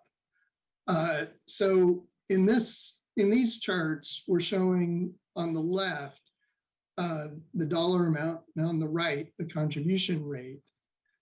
And the blue lines represent the current contribution amount and rate from this valuation. And the green line is what the contribution amount or rate would be given an investment return based on the x-axis. So right here in the middle, this is if we got a 6.625% return, then we would expect the contribution to drop from the 208.8 down to 205 million next year. The interesting thing here is any return that's better than about minus 2.5% will result in a lower contribution in fiscal year 2024. And that is simply because we have those gains built up. If we have a worse investment performance than minus 2.5, then the contribution would go up. If you're looking at it as a rate and based on all other assumptions being met, including our payroll growth of 3%, we expect the rate to drop to 53.8%. But even with a minus 15% return, the rate is expected to go down slightly. So again, that's all because of that, the cushion from the deferred investment gains. But that only is looking out 1 year, because if we had those losses, we would phase that in over 5 years. And so ultimately, rates would go up with poor investment performance. So to look at that in a little closer detail, we created some deterministic scenarios that aren't really intended to be realistic, but just to illustrate the sensitivity. We looked at the capital market assumptions and what the average annual investment returns were for 1 year and 5 year periods. And we created shock scenarios based on the 1 year. So we expect a 95th percentile return would be 31.6%, or a 5th percentile minus 14.6 in 1 year. So we translated those to 1 year shock scenarios of those returns, followed by our assumed return. And then over a 5 year period, we looked at a more moderate case of 10.3% is the 75th percentile and 1.9 the 25th percentile. So we'd roughly expect about half of returns to fall between that, and created these 5 year projections. So when you look at those projections, we're looking at city aggregate contribution rates, assuming everything, all other assumptions are met. You can see the blue line is our baseline, where we're projecting contribution rates to go down over time. But even with these bad scenarios, they go down initially and then in some cases move back up. But really with the 1 year shock, we're only getting up to about where we are now. And similarly for the 5 year moderately negative returns. If we continue to have good returns, it pushes the contribution rates down faster. But I thought it was useful to understand kind of that downward pressure and the cushion that you have. Now, these scenarios aren't the worst thing that can happen, right? So we can still have things go up. But there's a significant amount of cushion to help. We also wanted to look at tier 2 member contribution rates because they pay a portion of the UAL. But tier 2 is young and growing rapidly. And so while there's this range shown in the chart, you need to also pay close attention to the scale here. This whole range goes from about 7.5% to just above 8.5% of pay. So it's a little over 1% of pay range between those scenarios. So the tier 2 member contribution rates, while it's young and growing, are going to be relatively stable. We do full stochastic projections. In these projections, we do 10,000 trials of randomly generated investment returns using the standard deviation and expected return from the capital market assumptions. We're showing on the left-hand side the tier 1 city contribution amounts and the right side the tier 2 city contribution amounts. So, and we put them on the same scale. So the first thing to note is it's still all about tier 1. That's where the assets are. That's where the volatility is. Tier 2's relatively stable in comparison. We are expecting the contributions to decline as a dollar amount and then kind of level off. But there is still a wide range of potential contributions depending on investment returns.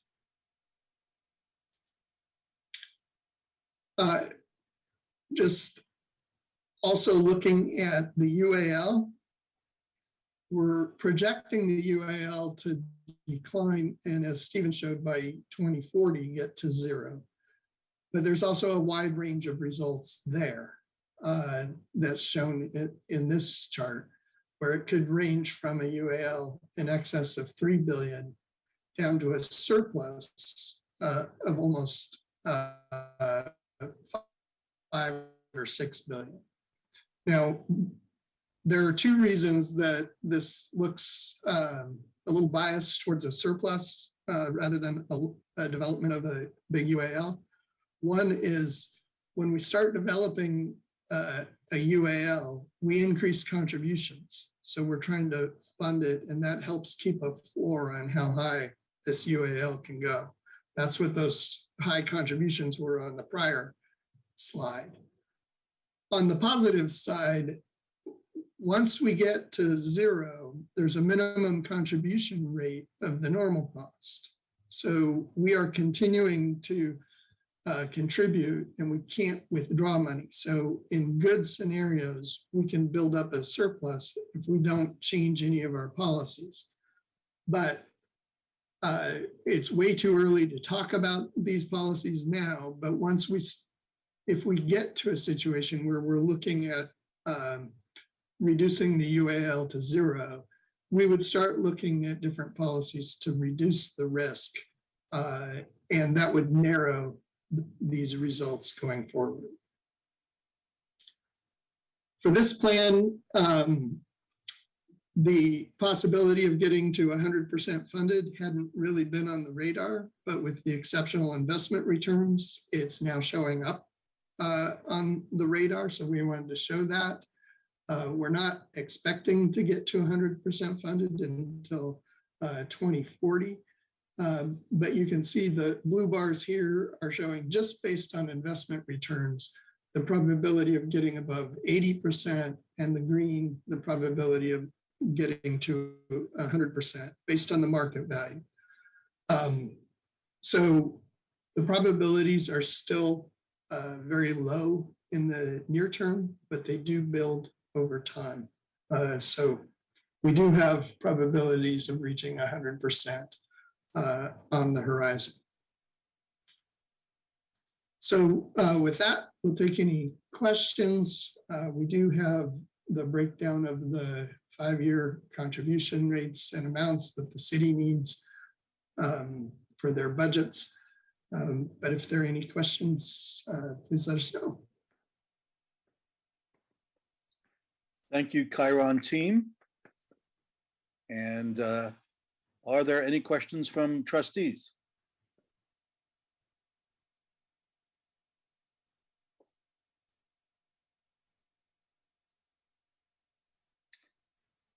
I know I have one question, and that is in October, when we voted our assumptions, we voted to not change our assumption for price inflation.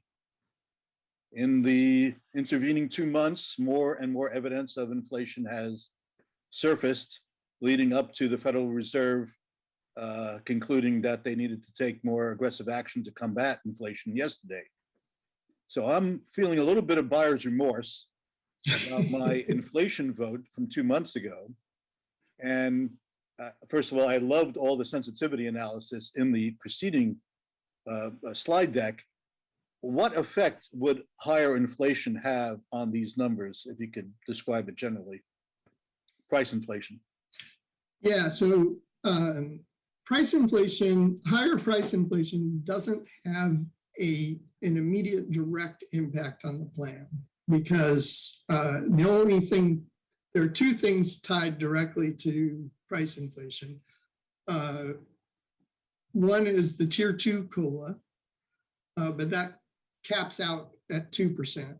So increasing it does not, increasing our inflation assumption does not really affect that. The tier 1 COLA is fixed at 3% regardless of inflation. So that doesn't really have an impact on your system. There is, however, a guaranteed purchasing power benefit that is directly affected by inflation. There's a very small group of retirees who are currently affected by it. But if we had continued inflation of 6%, it would bring a lot more retirees in, and that would have an effect. Now, the indirect effects are first on payroll and salaries. So if we assume over time that salaries increase by more than inflation. So if we increase our inflation assumption, we would increase our salary increase assumption. And that would mean that for the active members, which is, as I recall, about 1/3 of the liability, we'd be projecting larger benefits. And so those benefits would be higher. However, inflation is also a component in what expected returns are. And so if inflation does remain higher, we would expect the capital market assumptions that Nikita develops to adjust to that inflation as well. And we may have higher expected returns going forward.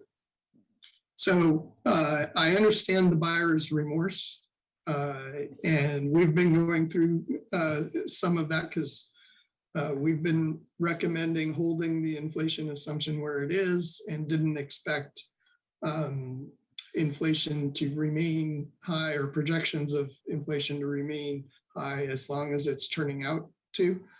But I think the impact is gradual enough that we can revisit that assumption next year. I know the investment consulting firms are making some adjustments to their capital market assumptions.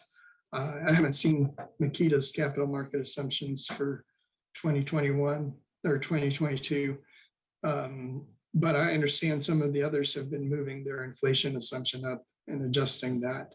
So we will take a closer look at that again next year. So that leads me to believe we may be in the odd situation where our capital market assumptions increase in the near term, in the next calendar year, but our cost assumptions aren't really impacted until a year from now. So we may momentarily look better than we might otherwise be Yeah, I would just, I emphasize the role of inflation in the capital market assumptions. There are obviously a lot of other things in there, including price earnings ratios and stuff like that, that could counteract the impact of the inflation component. Okay. Well, thank you for that explanation of what's obviously a complex series of calculations or assumptions that we will need to face. Are there any other questions from trustees? Yes, I have one. On page 10, Bill, you're talking about, in-pay status, actives, that whole thing. And I don't know, I think this is more just for sensitivity versus how it changes contributions or anything. As the tier 1 employees retire, they'll pretty much be replaced with tier 2. But also, this is the people that are actually on payroll or retirees. So the city still has a lot of vacancies. And if they were able to fill the vacancies, there could be a lot more active employees if that was doable. But they're tier 2. So would that have any benefit to this, or does it just change the dynamics of the number of retirees to employees? Well, so yes, it certainly changes these numbers and these ratios. If we bring in more actives, it will bring that support ratio down. It would also change these leverage ratios that we're showing here, because the divisor on the leverage ratio is the payroll. And so if you add more employees, we'll have more payroll and it will bring those down. Now, these measures are just intended to get at the sensitivity of the system to changes. Okay. And we are really using payroll here as a rough proxy to revenue for the city. So in one sense, if they increase the payroll, it helps make the system look more stable. But that's because we're assuming that if they increase the payroll, that reflects increased revenue to the city. Which I'm sorry, I don't see the relationship there. The revenue, do you actually mean like sales tax or property tax, or all the revenues that come in? Yeah, it's really the resources the city has to pay for the pension payments. The resources. So the resources would be their source of funds, right? Right. So you can measure that in terms of revenue. You could measure that in terms of their budget. But increased often they payroll. show the general fund budget, but not all of the federated expense comes out of the general fund budget. So it's complex to really get at what those resources are and the ability of the city to withstand this volatility. It's actually easier for us looking at San Jose to get a handle on it than it would be, for example, one of the systems in here is CalPERS in the survey. And how do you determine what revenue resources all the sponsors of the CalPERS systems have? And so the default we've gone to is just looking at the payroll that it supports. And so you have to recognize that that's just a rough proxy for the resources available. It doesn't move in tandem, but it gets you a rough sense of how you compare and how sensitive your system is to the contributions compared to other systems. It doesn't mean that if you just give everyone a big raise that all of a sudden you've reduced the risk. No. So there'd be more bodies. I mean, if you have more bodies, then you have more people paying into the system, but they're tier 2 people, and don't they pay less than tier 1 people? I believe. Yes, they do. And they don't pay anything towards the tier 1 UAL. Right. So, and tier 2 right now looks pretty good. So that's great. That's wonderful news. And the tier 1, so I mean, filling vacancies or not are not going to help the tier 1 UAL. Right. But what we're trying to get at here is how sensitive are the payments on that UAL to the city. And, you know, because if that UAL goes up with poor investment returns, we will increase the city's contribution. Mm-hmm. And so we're looking at that increase as a percentage of payroll. And what these leverage ratios are saying is that that will be a bigger hit to the city than the same investment experience to the average plan sponsor. So our investment experience is a partial determinant of whether the city can hire more bodies. Right, because it affects the budget. And regardless of whether or not we have many open recs or not, fundamentally, there has to be a budget to hire. There is a budget. No, there is. The So- way it works on a budget, because your budget, once you have an employee on there that is an ongoing employee, not a limited, that is a permanent position, and that position is funded year after year after year, even if it's filled or not. So there's always a budget for that position. The city has an implicit 2% vacancy rate. So if you're making 100,000, they will budget 98,000.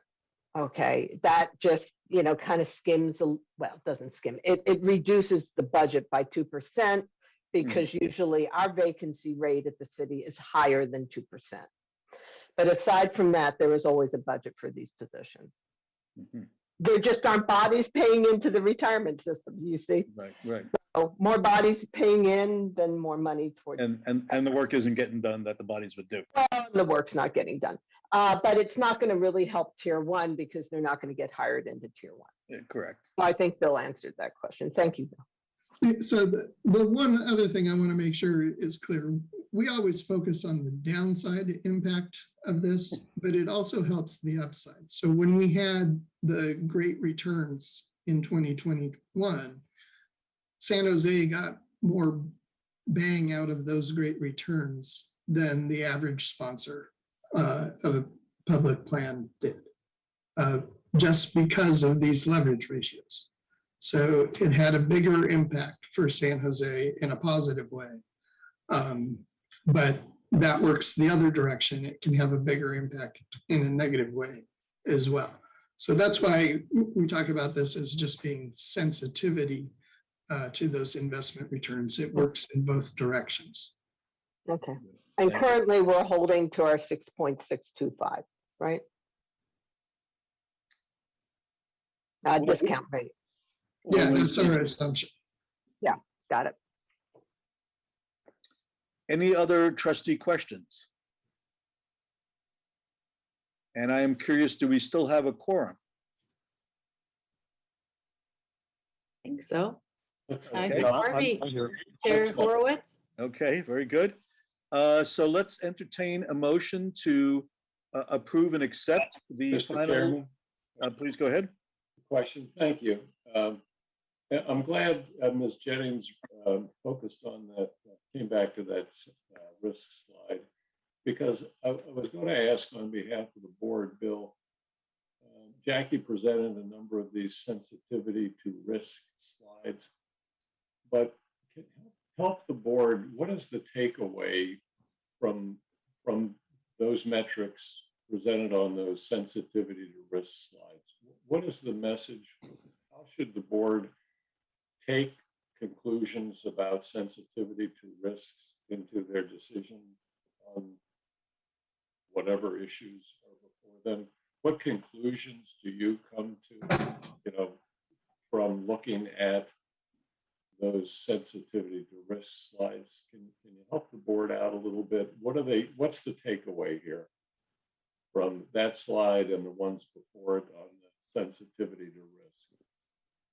The support ratios, all that sort of thing for this plan. What should the board take away and how should that inform their decision making? So I think a couple things. So the counts measure is the most intuitive to understand and grasp in terms of the maturity, but it's hard to quantify the impact from these counts. The leverage ratios, you can get it's much easier to understand a quantifiable impact. And what I would take from the liability leverage ratio is that we need to be cautious about changing the discount rate by large amounts, because that is going to have a very significant effect on contributions. And so if we think we need to change the discount rate, and we've been doing this, taking it in 25 basis points or 8 steps is very helpful for the adjustment, because any change there is going to be significant in terms of the city and the members. So if you look here, we are showing the impact of a discount rate change of 100 basis points. Now, we're never suggesting a change of 100 basis points, but it's to illustrate how significant that change could be. That would increase the city's contribution by 10% of payroll. So that's one of the reasons we want to anticipate movements in the discount rate. Don't wait too long to make them, because we want to make them in small amounts and stay reasonable. If we stay firm at one point in time and suddenly decide we need to change the discount rate by 50 basis points, that's going to be a significant adjustment for the city, but it's also a significant adjustment for members, because that changes the member contribution rate as well. So that's one. Then in terms of the asset leverage ratio, Federated, because it's been less well-funded, is not as high as police and fire, not anywhere near as high as police and fire. It's been in the upper half of public plans as a whole. We expect this whole bar to move up because all the public plans got good investment returns. But we should understand that we do have sensitivity to investment risk, and that's something to take into account when you're setting the investment policy. It doesn't mean that you necessarily don't take the risk, but it should be something that you take into account in deciding how much risk you can take, is the impact that that risk would have on the city, both in both positive and negative ways. So it really shows itself immediately in the interest on the UAL change. So if you have a bad return, all of a sudden our contributions aren't sufficient to be paying down the UAL at anywhere near the rate that we were. And so that's kind of the immediate take. Over time, those bad returns would cause the contribution rates to adjust further up to help. So you want to look at something like this, as well as these kinds of deterministic projections, to understand what the impact of the investment risk would be on the contribution rates, and your assessment of whether that's an affordable risk and beneficial risk to take. That's not to say it's not. It just should be a component in that thought process.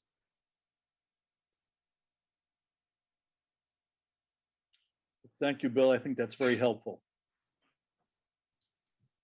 Okay, and just to reiterate a little, I mean, if we were to lower the discount rate, you know, I mean, what I hear you say is, I mean, all right, we're very leveraged, we know that. But if we were to lower it, it's because we anticipate that there could be another shock to the investment community, and we're being prepared for it.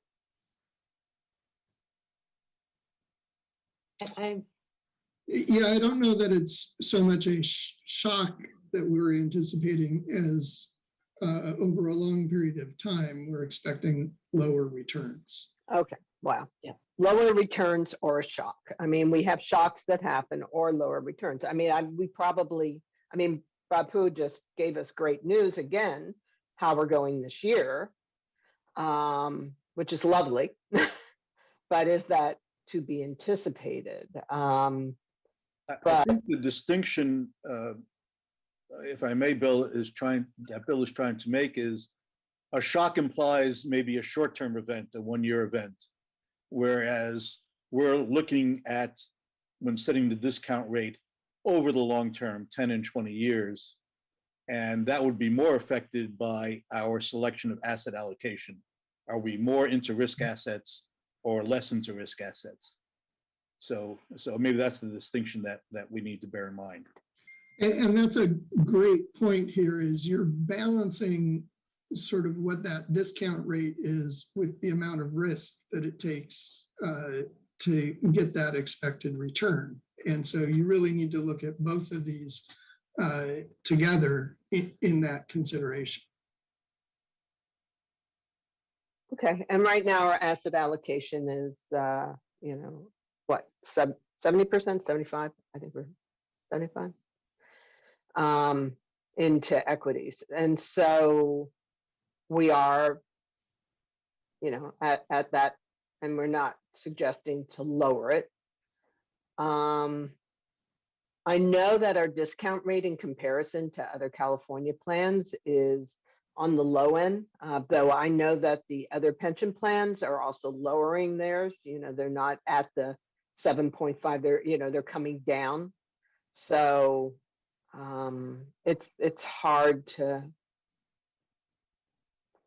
you know, I guess my leaning is to lower. You know, I do like that idea, but it's hard for me to kind of get on that bandwidth when we are at a 75% equity and we are also showing good returns. So it's hard for me to jump on that, but there is an awareness, and the market is always a challenge one way or another.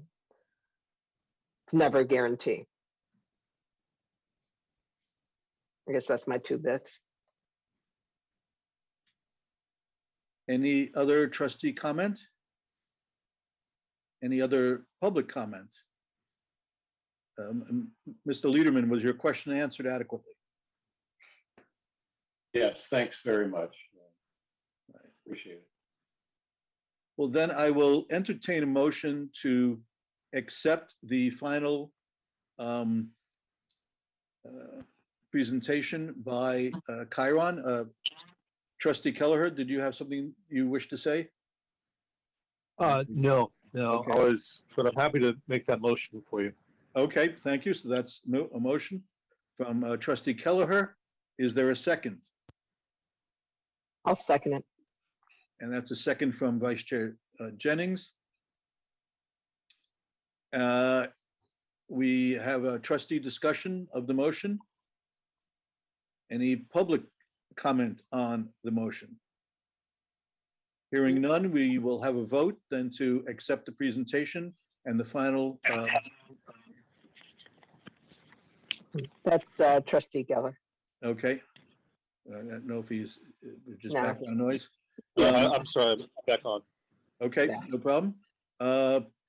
Trustee Orr, how do you vote? Aye. Trustee Kelleher? Aye. Vice Chair Jennings, Aye. and I vote aye as well, so the motion passes. I just want to make sure that the public in general understands that by accepting it, you are actually approving the final report results. Yes, that was the intent, I believe, of the maker of the motion and Thank the you. second of the motion. And I believe that was That's correct. the inference of our vote of approval. Right. So that concludes agenda item 4A. And I think at this point, I would like to take a 10-minute break, long delayed from the 10 o'clock hour. And we will reconvene at, I have 11:45, at 11:55. Mr. Chair, I was just going to be very difficult and ask, I know we all need a break. I think right now we may lose quorum in about 30 minutes and we still have it would be helpful if the board can take the open presentation. I mean, otherwise, once you lose quorum, you can still listen to it, but there's nothing you can do about the rest of the items in the agenda. Right. I was hoping we might be able to complete that within 20 minutes or so, but it Well, sounds there's like. Go ahead. Go ahead, I'm not even sure who's speaking. Oh, this is Maytag speaking. Mhm. I didn't mean to interrupt you. The only thing I was going to mention is that the only other item that's listed, I think that may have been missed for action is in the committees of 6.4D coming out of the JPC. So that's an action item. We may decide to defer it, but I did want to call it to the chair's consideration. Thank you, I appreciate that. I wonder of the timeliness of that particular item. It would be helpful to get that approved as well, if possible. Bill, any thoughts on how long the OPEB will take? So I think the OPEB is much shorter than the pension. It's also preliminary results, so I'm not sure what action the board really needs to take on that. You are correct. There's no action. You are correct on that. But we do have a very aggressive timeline for actual issues, including the audits in the next few meetings. And I was trying not to start having all those discussions at the same time because it makes for an extensive meeting. And I think it's important that the board is pretty open to get the audits results. And so you're right, we could delay it to the January meeting, but then that means a lot more work. I mean, as it is, we already have to push forward the quarterly reports from the investment. So again, obviously the board that's a decision by the board to make. So, but your point is well taken. I appreciate it. Hey guys, how about we take a 5-minute break and then we come back and do it? That sounds reasonable, and We're spending 5 minutes discussing this. that's right. We're going to convene at 11:51. Okay. Thank you. All right.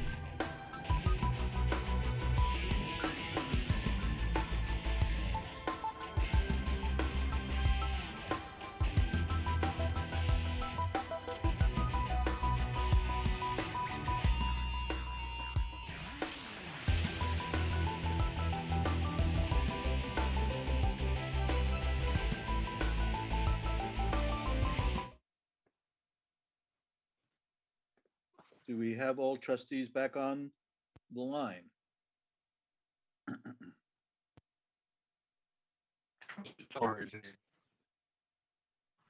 Trustee Kelleher, trustee.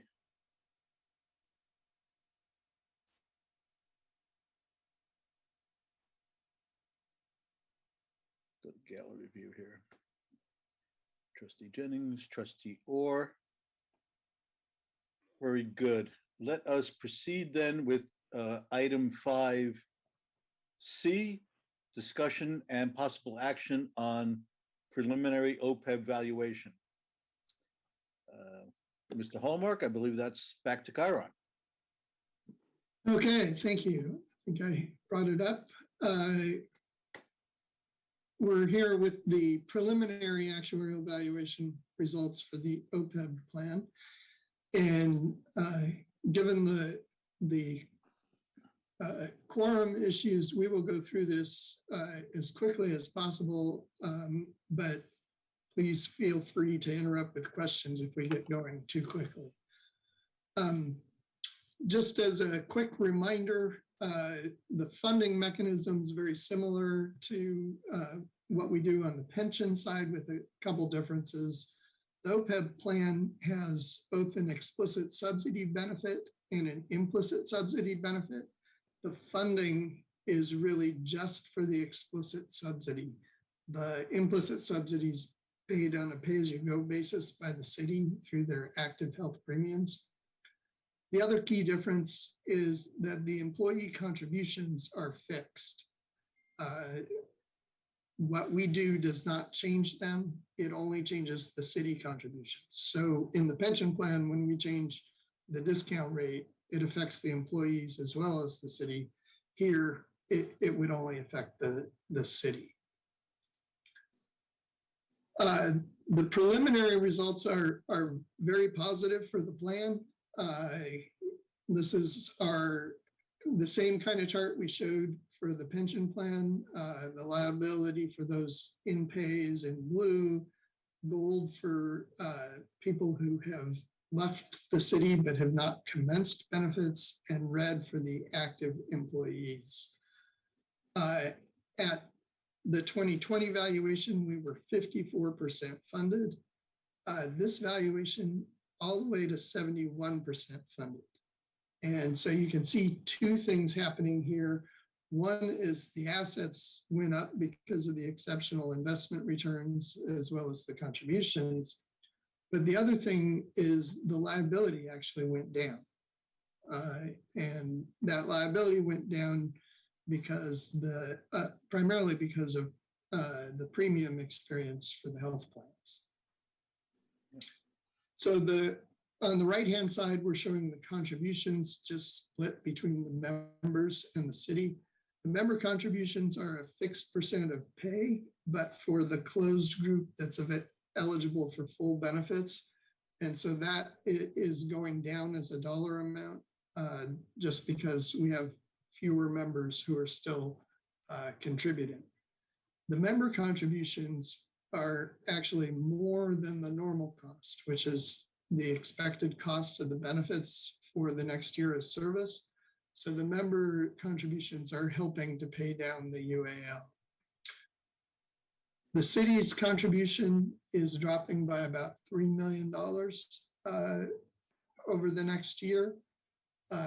We had expected it to go down a little bit from the 2020 valuation, but it went down quite a bit more than expected. So I'll turn it to Jackie to actually run through a couple slides here.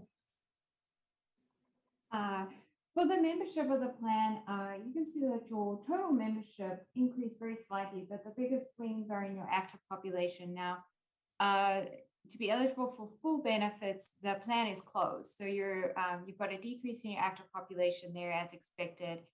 And then the eligibility for your catastrophic disability only, those your Viva members, that population is increased. But in total, your active population, the total population of the plan increased very slightly. One thing the next slide, This is just the detail of the slide that Bill presented. It really shows you unfunded actuarial liability. You can see the comparison of how your actuarial liability that decreased, your assets increased, your unfunded liability decreased significantly. So your funding ratio increased significantly. So that's all. The biggest driver there is the great investment returns over the last year. This slide shows the changes in the unfunded liability on an explicit subsidy basis. So the blue bar on the left, that was your unfunded as of the 2020 valuation. And then each bar is a different bucket showing an increase and a decrease, which eventually gets to your to the right bar, which is your unfunded liability as of this valuation, which is about 156 million. In total, a reduction is about 100 million. And you can see your biggest buckets there. You got 58 million from investment returns and 49 million due to liability experience. What's the liability experience? Can you say a little bit more about that? Yep. Mike, do you want to jump in? I'll jump in. What that really is caused by is, you know, when we value, we have assumptions as to how much we think premiums are going to increase from one year to the next. And so our projections were the active or the premiums would go up by 8%. They actually were flat for the under 65, and they actually decreased by 3 or 4% for the Medicare eligible population. So that difference, you know, that 8 to 10% difference really falls through as your liability gain. Is that just good news, or did the benefits go down? I mean, no, it's just good news. It's really part of it. Part of it's caused by just the mechanism that you use to develop Medicare eligible premiums. The federal government did something called rebasing, which they do every 4 or 5 years. And in the rebasing, they actually increase the amount of money the federal government pays to these Medicare HMOs for their benefits, which therefore the insurance carrier is getting more money, so it can charge the plan less money for it. Great news. Thank you. This slide kind of built on the last one, but instead of just showing the single year change, it shows the historical changes over the last 5 years. And once again, each change is broken out by a bucket. Everything below the 0 line, that's a gain. So that's a decrease in your unfunded liability, and everything above it was an increase. And then the line shows the total change in the unfunded liability. So you can see that you've had a decrease in 4 of the last 5 years. In total, over the last 5 years, the UAL has decreased more than $262 million. The biggest contributor to that is the gains from the liability experience, which Mike just spoke to. And you can see that you've got your contributions being higher than trade order rate, benefit changes, which was the introduction of the VBER and in lieu program that lowered the UAL in 2017 and 2018. And then you've got another reduction, particularly this year for your investment gains. You had losses 3 years prior to that, but this year has kind of negated those losses with the great gain that you had.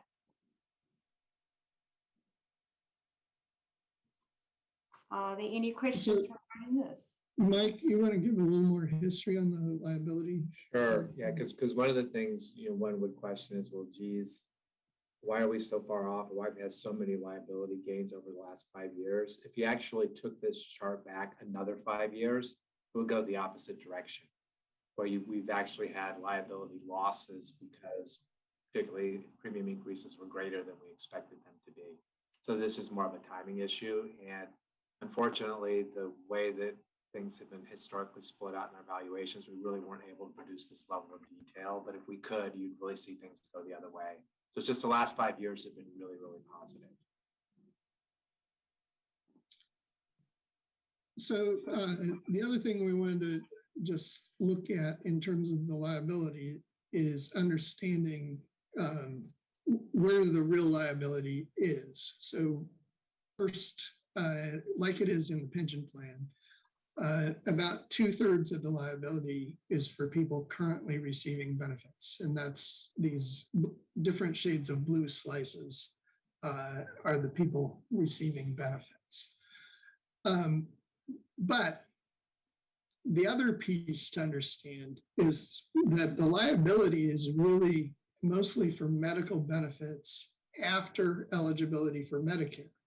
We think about when Medicare comes in, the cost of those benefits is much lower, but it's also payable for a much longer period of time.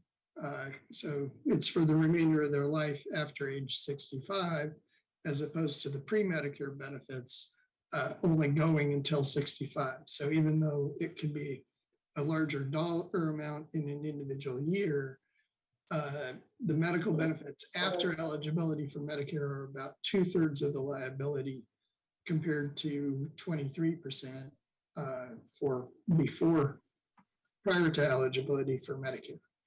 And dental is about 12% of liability. So that's all we have really to present in terms of the preliminary results.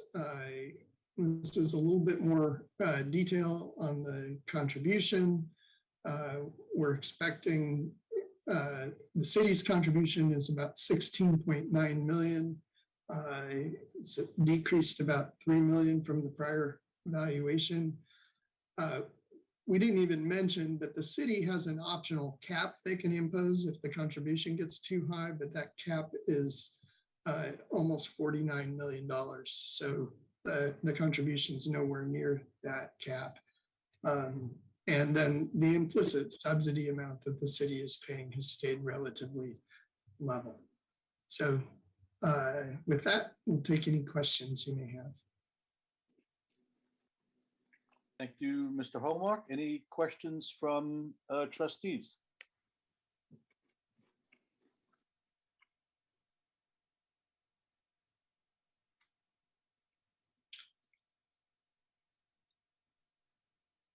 Any questions? Go ahead. Any questions from the public?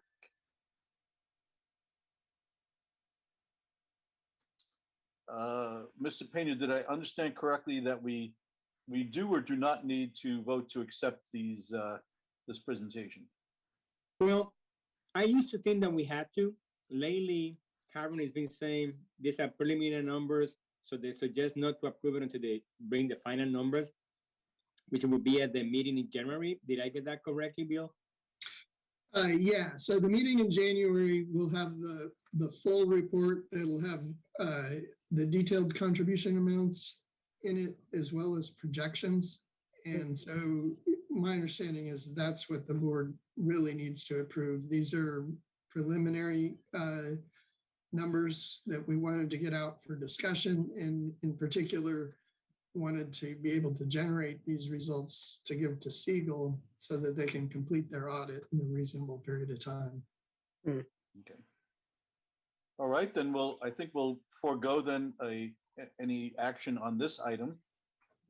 And I think my plan then for the rest of the meeting, I know there is another potential action item under the committee reports, but for the Joint Personnel Committee, but I don't believe that is a pressing issue unless you have a different opinion on that, Mr. Pena. So that might it is pressing from the standpoint that it's an action that needs to be taken, which the Police and Fire Board will entertain at the January 6th meeting. And immediately after that meeting, there's a JPC meeting scheduled for January 6th. Mostly also based on this particular action item. So it would be helpful if the Fed Board can take action on that particular item of the JPC so that we can continue with the already scheduled JPC meeting for January 6th. I understand. My concern is we may not have adequate time remaining with a full quorum to give this item its full due in discussion and review. That could be the case. I'll let Trustee Orr speak on her flexibility, she's able to stay a few minutes after 12:15 or not. I would, I have adjusted a few things on my end. It's a little challenging, but I do want to give this, I want to raise the JPC agenda item to ensure that we move it along for, essentially our teams, basically to have a performance based metric that is sound. So I advocate that we keep it on the agenda. So I guess just to provide a little bit of background, Chair Horowitz, as I understand it from the JPC meeting, is that this discussion action item would be to authorize the portions of the JPC to have a budget to hire a consultant to do a compensation study so that they can better inform their decisions. This is not to approve the process that was previously provided, but this is just providing direction to the JPC that they have the authority to hire a consultant to do a compensation study. And this is particularly relevant to the investment side of things. So if anyone who's, I think Trustee Orr was also at the JPC meeting, as well as CIO Palani, if they can weigh in as well. Yeah, if it's to the board, if it's to the chair's agreement that we take this up, item 6.4D. Well, can we have confirmation of Trustee Orr? Is that the time critical item that you would like to discuss? I would like to address 6.4 and see where we go. Yes. Okay. Well, my concern is we don't maybe have enough time to discuss 6.4C and D. And if D is the one that is most time critical, I think that one may consume less of our time. So I think we should go to that directly. Okay, agreed. Yeah, thank you, Maytag, and thank you, Chair Horowitz. I was referring to that particular, I don't have the agenda in front of me, but I was referring to the compensation study. There's other discussions that would take longer time, you are correct. And I think this is particularly to that compensation study, so thank you. Okay, great. So then with all due speed, let us go to item 6.4D, discussion and action on CEO-CIO compensation study. And would the chair of the JPC like to present on this? Sure. So at the last JP Joint Personnel Committee meeting, we discussed overall the process and realized that we really, that there was a need for an update on compensation. As you can see from the attachments, they're several years old, and having a better macro view of where compensation lands, particularly at this juncture, would be supportive of further build out of the program. So I would like to actually ask Prabhu to comment, because he's helped us locate study data providers in this space. Thank you, Trustee Orr. Yes, so Mr. Chairman, so at the JPC, I was directed to find consultants, compensation consultants, and to get a ballpark estimate of what it would cost.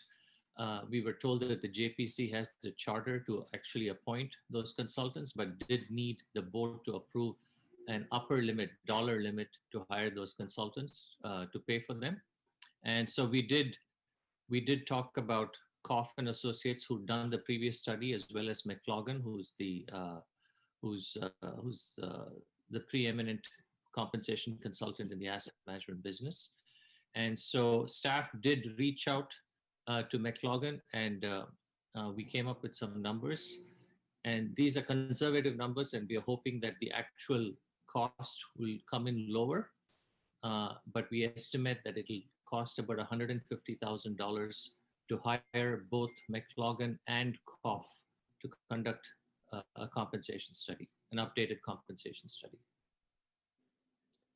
And would that be a compensation study for both positions, CEO and CIO?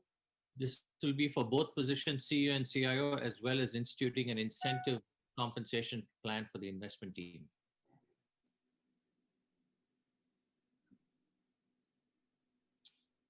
Are there any questions from trustees?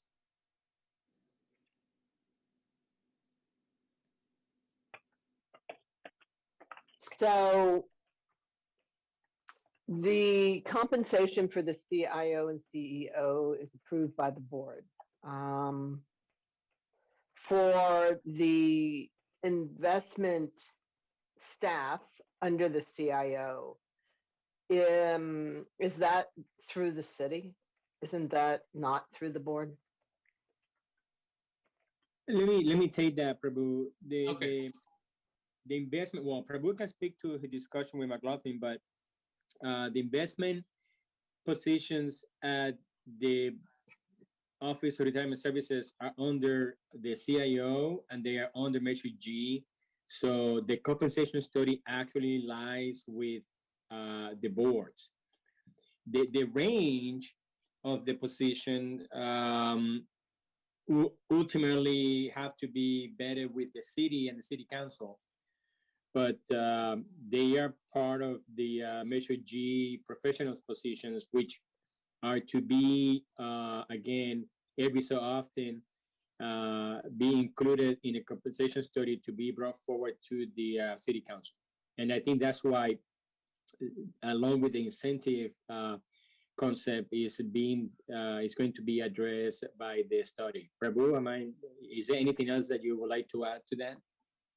No, nothing further, Roberto. That's right. So this motion is really to allow the board to give the JPC a dollar figure to hire those consultants. Right, but it doesn't go to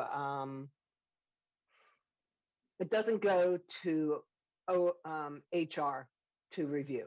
It's through the board, and then it goes to council. That's right. Is that correct? Yes, All so right. we're framing it, sorry, I'm pulled 3 different ways to Sunday at the moment. And I'm sorry if I wasn't very clear at the opening statement. So this is really to frame at the JPC, framing the having the data available for the CEO, CIO roles, where we, as you think back to when we've discussed compensation in open session, it's been sort of all over the place. It didn't really feel like there were some proper parameters. And we at the JPC in conversation really landed on the fact that, well, the survey, first of all, needs to be updated to reflect where we are now.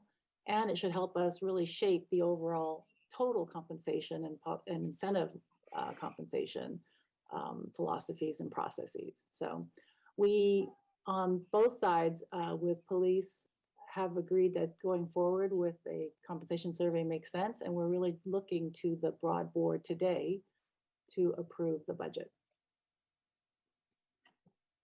Okay, and this last survey was done in 2018, is that it?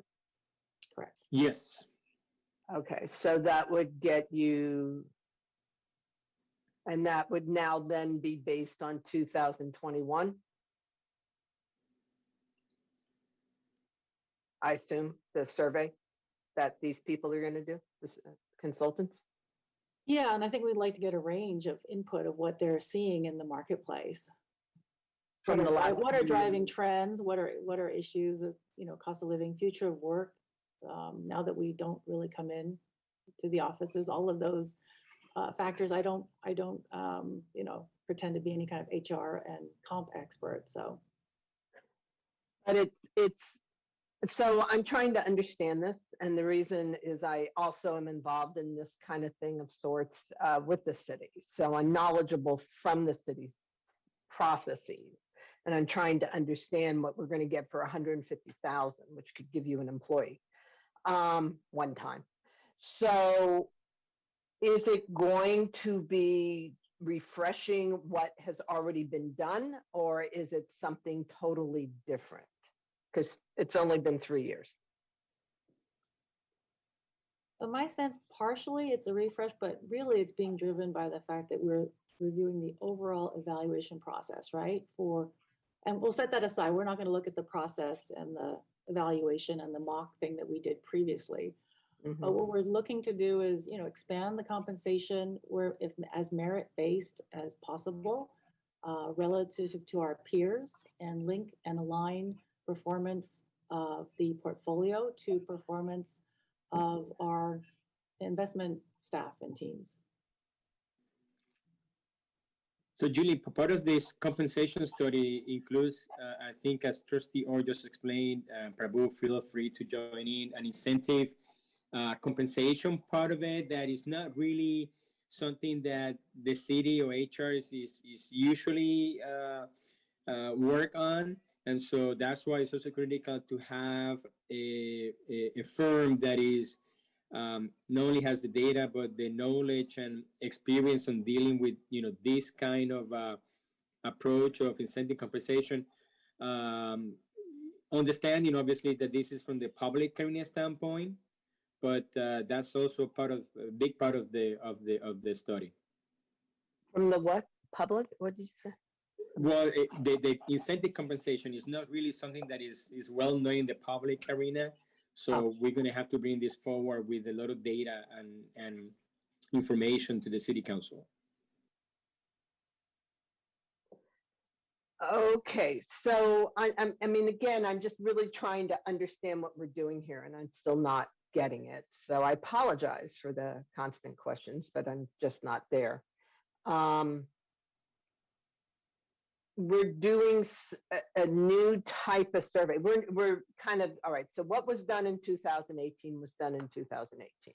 Now we're in 2021, and it sounds like we're doing something very different. Is that true? May I? Please.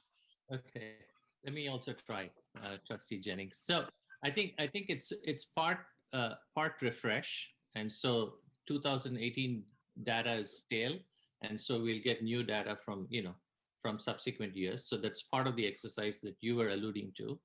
I think the other part of it, which is new and which the city of San Jose is not used to, is that this idea of incentive compensation for the investment team. And other large public plans, successful public plans, have instituted this. Examples being CalPERS and CalSTRS and Wisconsin and state of Washington and so on. And our JPC felt that we should explore that kind of compensation for our incentive team. And so in order to do that, we need a lot of data. And so part of this study is also to explore and to gather data from our peers who've instituted similar compensation schemes. And so part of this study is just refreshing the old data, and part of it is also new to the city of San Jose.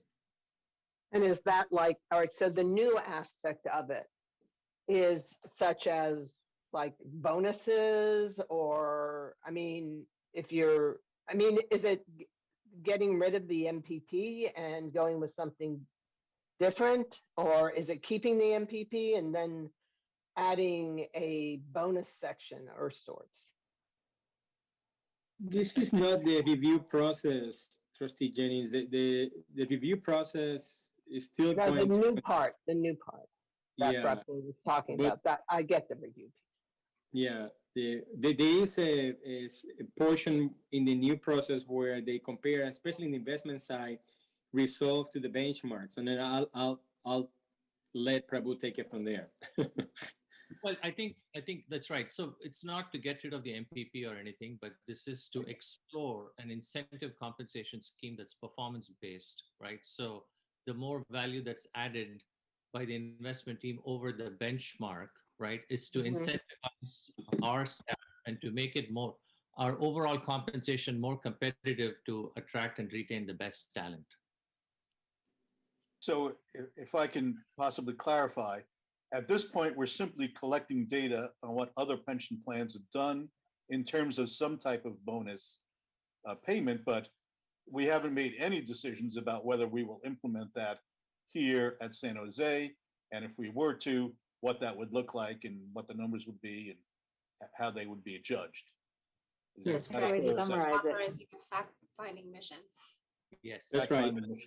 And all we're asking the board is to take action on whether or not they support the range that Prabhu indicated between 100 and 150,000, which doesn't mean it will cost even that high, but it's just so that JPC can actually then take a presentation with the firm and decide what they're going to do, and then they will know exactly how much money they have to work with. So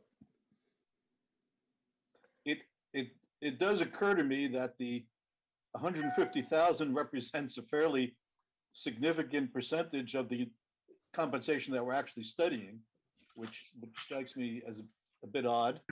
And I think, if I understood correctly, Prabhu, you mentioned two firms that undertake this study.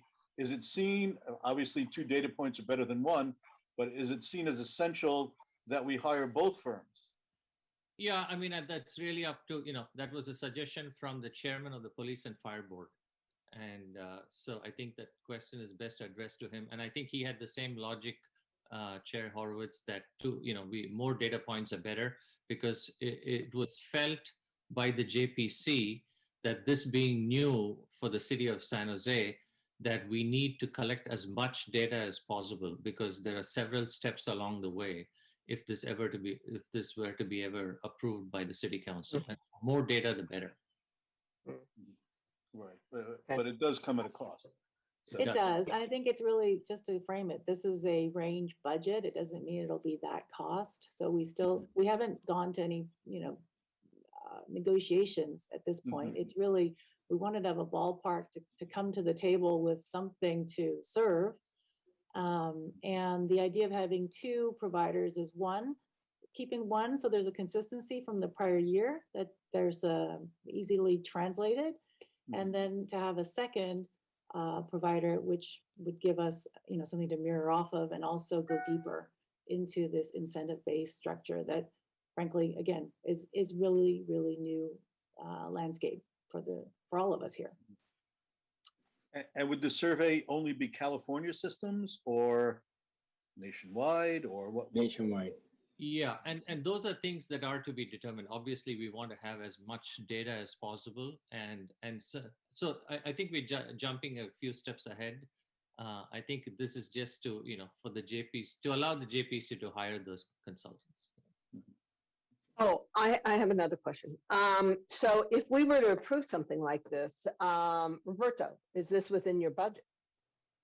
Well, I did pose that question to our county manager. I'm still waiting to hear back from her. If the funds are going to be spent this year, then and there are not enough funds in the budget, we will have to come back to your board for a request for more money. If, on the other hand, the work is such that the payments will happen in the summer, then we will make a part of the budget that we'll be presenting to you boards in March. I see.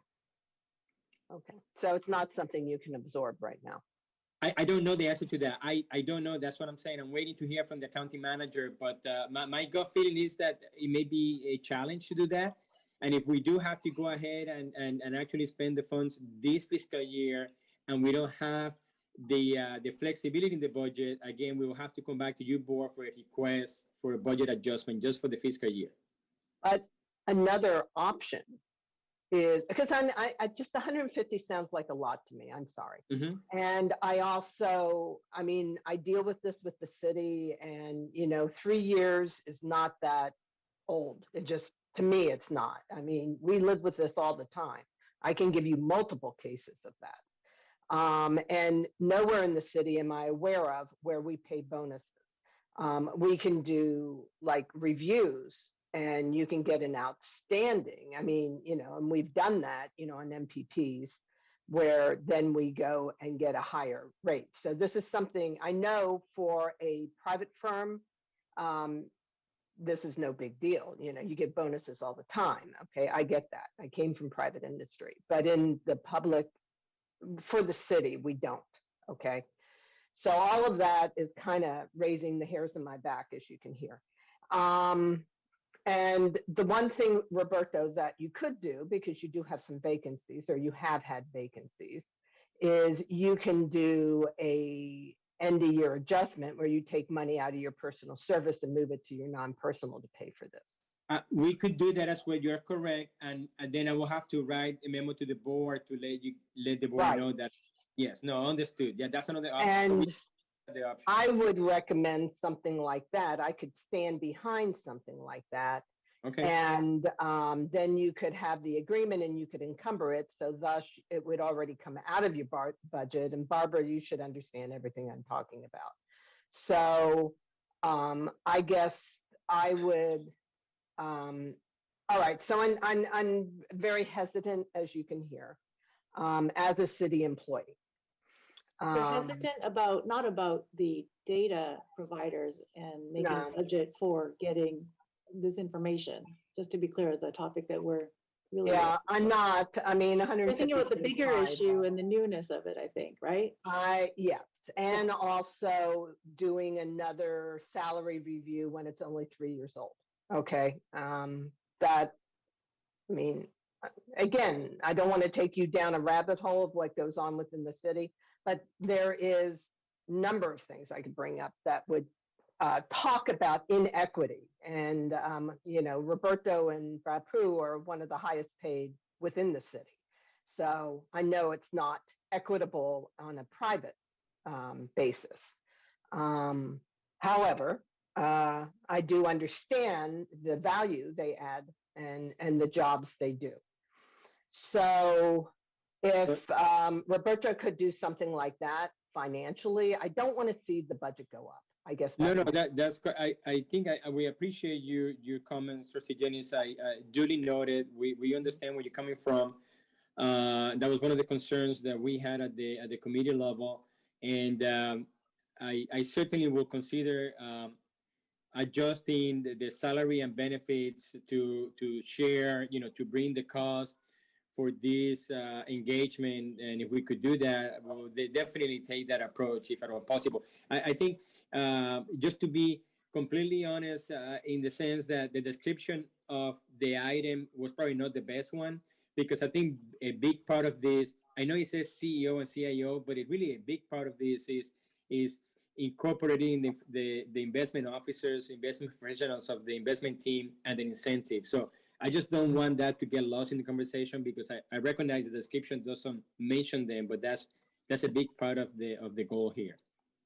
okay. And that's a different thing. That's the new part of it. And that new part is a big push for the city, big push. Okay. Understood. Okay. And just to be clear, what we are voting on, or may be voting on in a few moments, is simply to approve the budget for this compensation study. How Roberto accounts for that and manages that is a separate issue. Right. Right. Well, I guess I would agree. modify it slightly. I would approve the budget. If I would approve this use of funds if he can live within the budget. I guess that's what I'm saying. Okay. Is that a motion? Yeah, that's my motion. How about that? Is there a second for that motion? Or does someone wish to offer a friendly amendment to give a straightforward approval for the budget? If I could try. Okay. I would move that the board approve a budget for compensation survey as already agreed and approved to move forward by the JPC. And to be I will clear, second that motion. that is not. Yeah, that's not what I said. Okay. That is It not is different. burden. It is different. Okay. My motion is really to approve the budget requested, if you will, by the JPC for a survey. So we have two competing motions on the table. Is there a second for either of those? Sure, this is Trustee Kelleher. I'll second Trustee Orr's motion. Okay. So then we can, I believe, according to correct order, we can have a debate on the motion that has been seconded. So is there any further discussion on the motion made by Trustee Orr, seconded by Trustee Keller? I guess I would just comment, I refined on trustee Jennings' motion, simply because I didn't want to go down too deep into the detail. In principle, the direction I agree with, I'm aligned. Understood. But if I were to agree to this, that would mean that Roberto has approval to spend up to 150,000.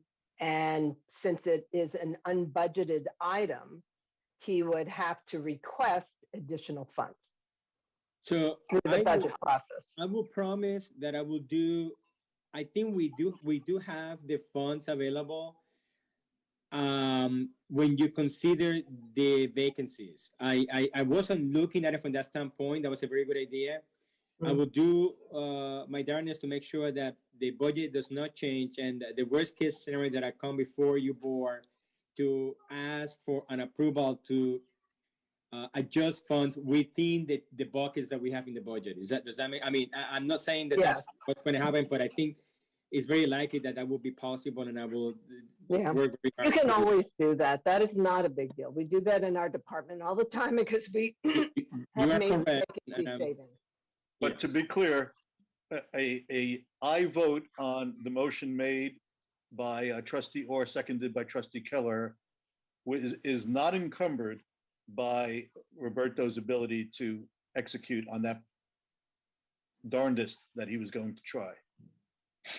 Yes. Okay, so just to be clear what we're voting on.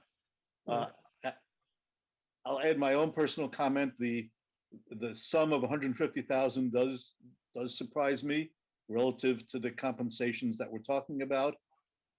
I think there's an ongoing issue. I know the chair of the JPC, or rather the chair of police and fire, and many other members come from a financial world where compensation levels and compensation studies are quite a bit higher than what is normal in municipal services. It's not just a question of public versus private, but from a sector that is highly compensated typically.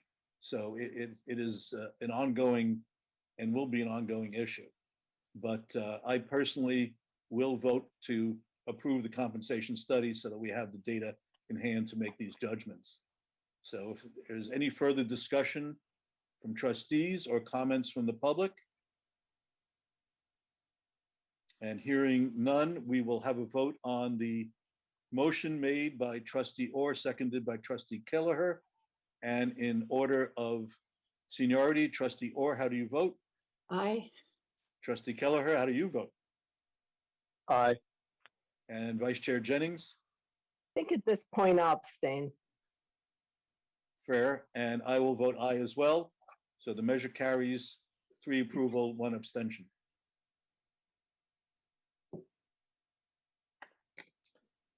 And I'm sure we all look forward to finding out just how much these folks are getting paid. Thank you all. I'm sorry, I have to drop off, so we will lose quorum. I apologize. All right. Thank you for hanging in there this long. Happy holidays. Happy holidays. We'll see you in the new year. So with that said, we lack quorum, so we can no longer take action on any items. I'd like to return as much as possible to the original agenda. But the meeting is actually, and this is a question for council, the meeting is adjourned, right? Because we can, or can we continue? We're just not going to take any action. We adjourn the meeting later. You are muted, Maytag. I was going to say, how many, I'm looking, we've got, is trustee Kelleher still here? I don't. We do, but we lost quorum now. There's only 3 members. Let me just double check really quickly, because I do believe if the majority of the board is present, you're allowed to continue with the meeting, but not to take action. But let me double check really quickly. Okay. Okay. You mean majority, as in majority out of the 5 that are right now in the seats? Correct. Okay. So 3 out of 5 is the majority, but let me double check. If you guys want to take a quick break while I confirm that against the city attorney. All right. 5 minutes. Have another 5 minute. A full 10-minute break is amortized over the course of the entire agenda. There you go. Okay. So you guys Reconvene at 12:40.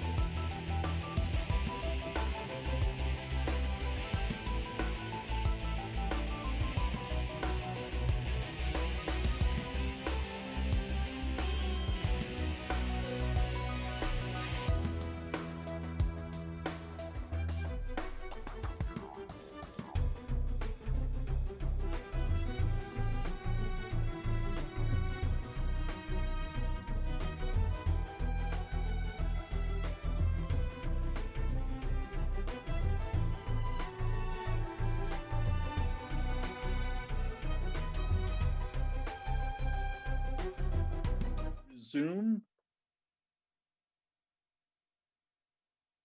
And Maytak, are you prepared to give us your judgment? Yes, so it requires under the Brown Act, there's we interpret members as seated members. And so because the board is 7, we need three members to hold the meeting under the Brown Act for under the charter to take action. So if Trustee Kelleher is still here, and I see Trustee Jennings, we have enough to hold a legal meeting. I am here. So we can hold the meeting, but we cannot take action. Is that correct? Correct. Correct. Okay. All right. Then let us do just that. Just to keep the order reasonably resembling what was originally agendized, perhaps we can go to, I believe we've covered every item under 5, except for 5A, oral update from the CEO. So Mr. Pena, if you would care to update us. Thank you, Mr. Chair. Yes, a couple of comments. The open enrollment for the retiree group ended November 30th, and we received close to 700 forms. In addition to that, we have about 60% of those forms were actually members requesting a delay hold on, let me get it over here. So they're asking for health and dental in lieu. That's when they don't really take the benefit, but they hold somewhat of a credit so that when they do decide to start taking their healthcare benefit, they have it available. And 40% were other health and dental vision. Out of the 700 open enrollment forms, about 50% of them were submitted online, and 50% were either mail-in, fax, or actually even drop off at the office. Also wanted to let you know that the offices are going to be closed during the holidays, the 23rd and the 24th, and the 30th and the 31st. We will have a very small skeleton group, the 27th, 28th, and 29th, obviously to provide customer service. We've been doing that remotely all year long. In any case, we also have 4 vacancies. We are actually conducting process on 2 of them, staff technicians under the benefits section. There are 2 positions under the information technology area that we are kicking off the process at this time. So again, we are really down 4 positions from the permanent staff that we hope to fill in sometime in the first quarter of calendar year 2022. You also recall that I sent a communication to the trustees because we actually initiated after Thanksgiving a very slow but steady process to migrate our way back to the office from working remotely. So we instituted a 1 day a week for every staff to go to the office, starting with the week on November 29th. That will remain that way through December 22nd. The goal, if you remember on that communication, is to then bring it up to 2 days a week starting in January. Now, one thing that we have been very clear on that is that, again, this whole COVID-19 situation is very fluid. We will certainly make changes to that plan if the new variant or any of the data on the cases or there are any new requirements for the state of the county. But if there are no other changes, the plan is to start with the month of January to then bring, for the most part, staff back to the office 2 days a week. The office remain closed, but we are accepting appointments, whether they are virtual appointments or they actually come to the office. We will open the door for them. We do that right now as we speak. And then after we start the new year, and depending how the COVID-19 pandemic is developing, we will have further information for you board on further plans. But remain, for sure, we view this working remotely as it will stay with us. The next step will be to start bringing staff back 3 days a week. But I foresee that we are going to be working somewhat of a hybrid approach, at least for the first half of 22. And at some point in early 2022, we'll start considering opening the office. Not sure if it's going to be a full opening from 8 to 5 or maybe 10 to 2 at first, until we realize that we have sort of like a control on the pandemic and we have enough space at the office, not only to keep our staff healthy, but also the members that come to visit. Lastly, I wanted to remind you, you received an email from Linda. The city is asking for data and information on city vaccination for the different commissions and boards. And I think that's, I don't want to speak for the city, but that information that they're requesting is probably anticipation at some point, again, if nothing changes, some point in 2022, where these meetings will start migrating from virtual to in person. So with that, I don't have any other comments, Mr. Chair. I'm happy to answer any questions. I have a question. Yes, ma'am. And it's just a kind of a generic thing. I know that the city manager came out and said that she is open to allowing employees to work at home remotely if that, even once the pandemic is over, so allowing hybrid as well as that. But it is up to the director and their supervisors, depending if they're, front serving, like being a grounds worker, you kind of have to be in the park, right? So I'm just curious from your perspective as director of retirement services, is that something you're open to, I guess? Yeah, so this is a discussion that I know Barbara is in the meeting. She's a big proponent of remote work. Yes. The short answer to the question is yes, I'm open to it. I think, as Barbara always reminds me, I think the borderline here is the number one factor is obviously, besides the health of the staff and the members, is can we provide and continue providing customer service? That's the number one question. If the answer is yes, and the work is getting done, yes, we will certainly support working remotely. I personally, I would like to have some appearance at the office from time to time, but I will even grant you that there are some positions in our office that are more advantageous to be done remotely than others. So we certainly are going to work with the staff and going to make sure that we keep that in mind, but we're certainly open to it. Yes. That's good. I also strongly support that. And I appreciate hearing that you do too. Barbara, I don't know if you have any comments to what I just said. No, I think, yeah, I would just reiterate, it is purely where we can serve the customer and there's no gap, then, I am a very big proponent of the remote work. Great. I think it's one tool that we can use to retain employees, and we do have a lot of vacancies. We do not pay our employees comparatively what other municipalities get paid. And so I think this is one thing we can do to say, hey, the city of San Jose does offer flexibility and a different work environment. So thank you. That was it. I completely agree and appreciate your comments. Any other trustee comments? If not, let's then move on to items under investments 3. I believe we need to cover item 3C, D, and E. And for that, we turn to a very patient Makeda group.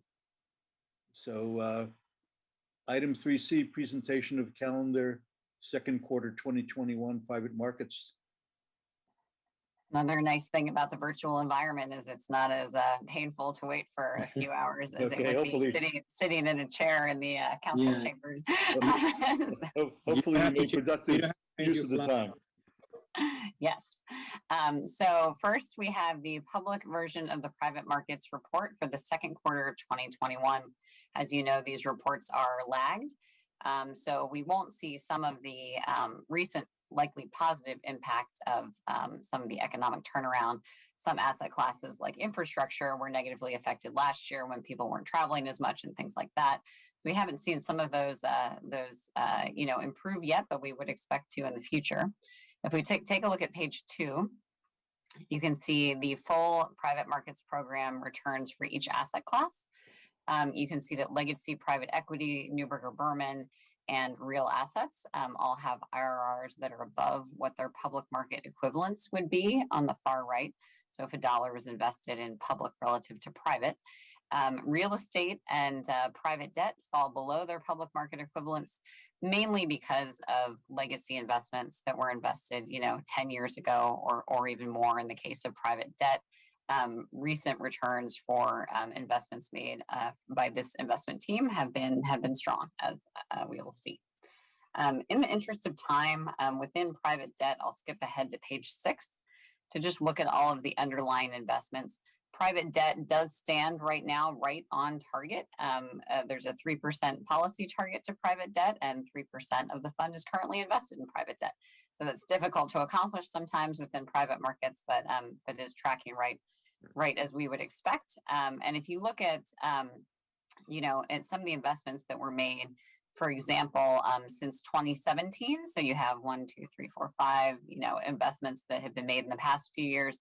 And if you look over to the far right, 4 of the 5 are tracking well above their peer IRRs, internal rates of return. However, the overall IRR for this program, as you know, is still driven by those 3 early investments, which are now more than 10 years old, that are still rolling off. Moving ahead to the next asset class within private markets, the real assets program on page 8. Right now, this is an immature program that is still being built. It's about 1.4% of the overall assets relative to a 3% policy target, so less than half. We continue to work with staff to deploy capital in a means that is diversified by vintage year. On page 11, you can see the underlying funds in the real assets program, and you can see that only 2 of them have a meaningful return and have been invested long enough for the assets to be put to work in a meaningful way. Those are Global Infrastructure Partners 3 and Lime Rock 8. Both of them have positive returns tracking below their peer IRRs, but they are still relatively immature. And as I mentioned, the market environment is changing quite a bit from how it was last year. Taking a look at real estate, that starts on page 13. So real estate right now is about 3.3% of the overall retirement system relative to a 3% policy target, so also quite close. And the individual investments in real estate are on page 16 of 47. So if you look at the vintage years on the left, you can see there were a lot of vintage years in the earlier 2000s where there weren't any real estate investments made. There were other priorities that the boards were focusing on at the time. Those did turn out to be, decent years generally to invest in real estate, which is one reason this return is just right around its peer IRR.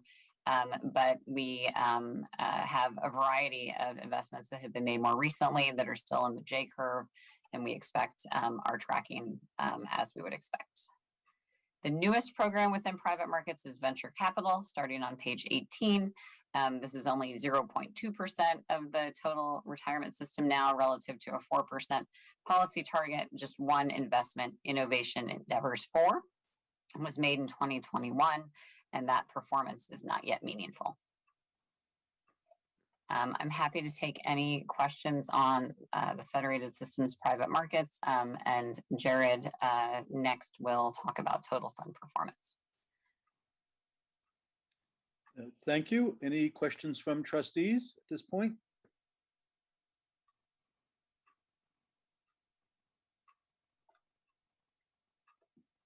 Let's move on then to 3D.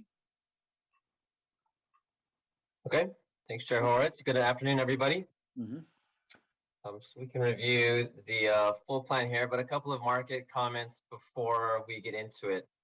So you notice here that the U.S. market is in the middle of this page and didn't do much for this quarter. In the 5 quarters that precede this quarter we're reviewing here, the Russell 3000 was up at least 6.5% in each of those quarters. So just a reminder here that that doesn't happen all the time. However, I will note that in the 4th quarter so far through yesterday, the Russell 3000 is up another almost 8%. In the 3rd quarter here, you see the inflation impact pushing commodities up the most, and then tips is second on this chart. On the bottom, you'll see that emerging markets and the U.S. small caps lag. So emerging markets dragged down by China, some things happening in the property and debt markets there, and then small caps dragged down by some meme stocks. So just a handful of names with significantly negative performance impacting there. Just for a 4th quarter to date through yesterday, commodities are down 5% this quarter. The Russell 3000, as I mentioned, is up almost 8%, and emerging markets are down another 3%. So pretty big dispersion of returns so far. On the next page, there's a lot of numbers here, but I think what's interesting, if you looked at the 3, 5, and 10-year numbers, just columns, you'll see that the U.S. market, if you just look at Russell 3000, has basically doubled the returns of the foreign equity section and tripled or more the returns of fixed income. So a very impressive run for several years now for the U.S. stock market. I'd also point out in the fixed income section toward the bottom that a lot of these fixed income returns aren't overly impressive, but the plan has certainly benefited from having exposure over the past year to high yield and tips and things that are outside of the Barclays aggregate.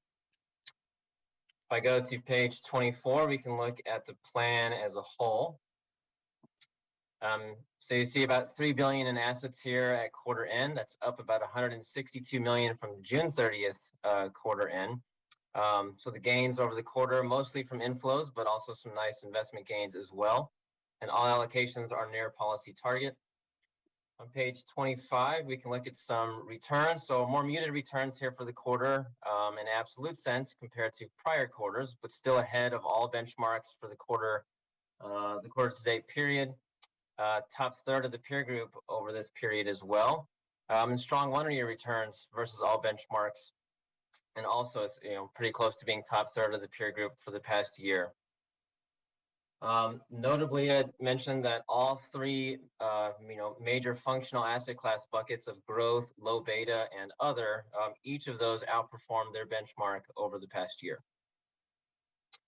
I'll just highlight a couple of managers or sections here really quickly.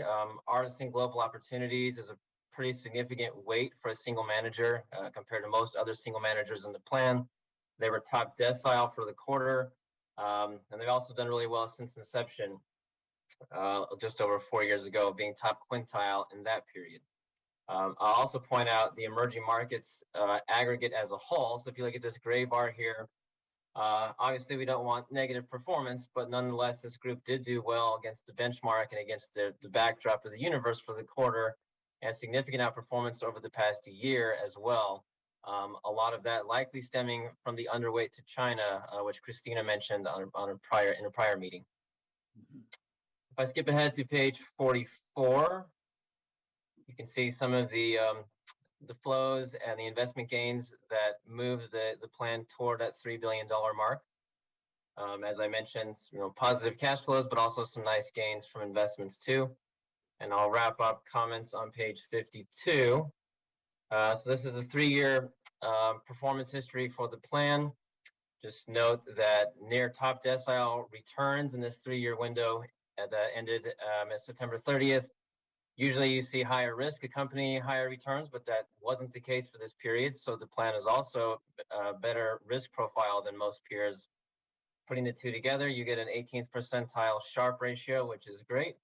And then if you only kind of tweak that calculation for Sharpe ratio to just look at downside deviation, the plan is done even better. Top decile returns there. So with that, I'll stop and see if anybody has questions about the pension plan. Thank you. I think before we proceed with any questions, it's the 1 o'clock hour, and we need to pause for the Civic Center TV requirements. And can we convene at 1:05 then? Is that the requirement? Yes, Chair. Okay, so we are going to pause now for another 5 minutes to 1:05.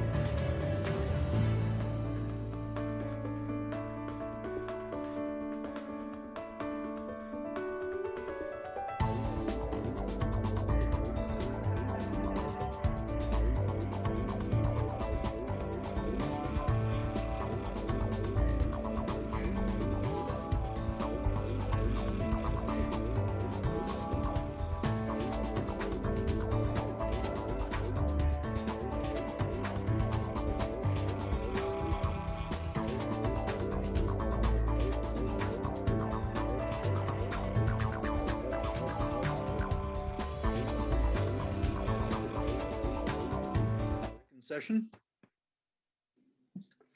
And we just had the presentation of the third quarter 21 performance report. Were there any trustee questions? I have none. Trustee Horowitz.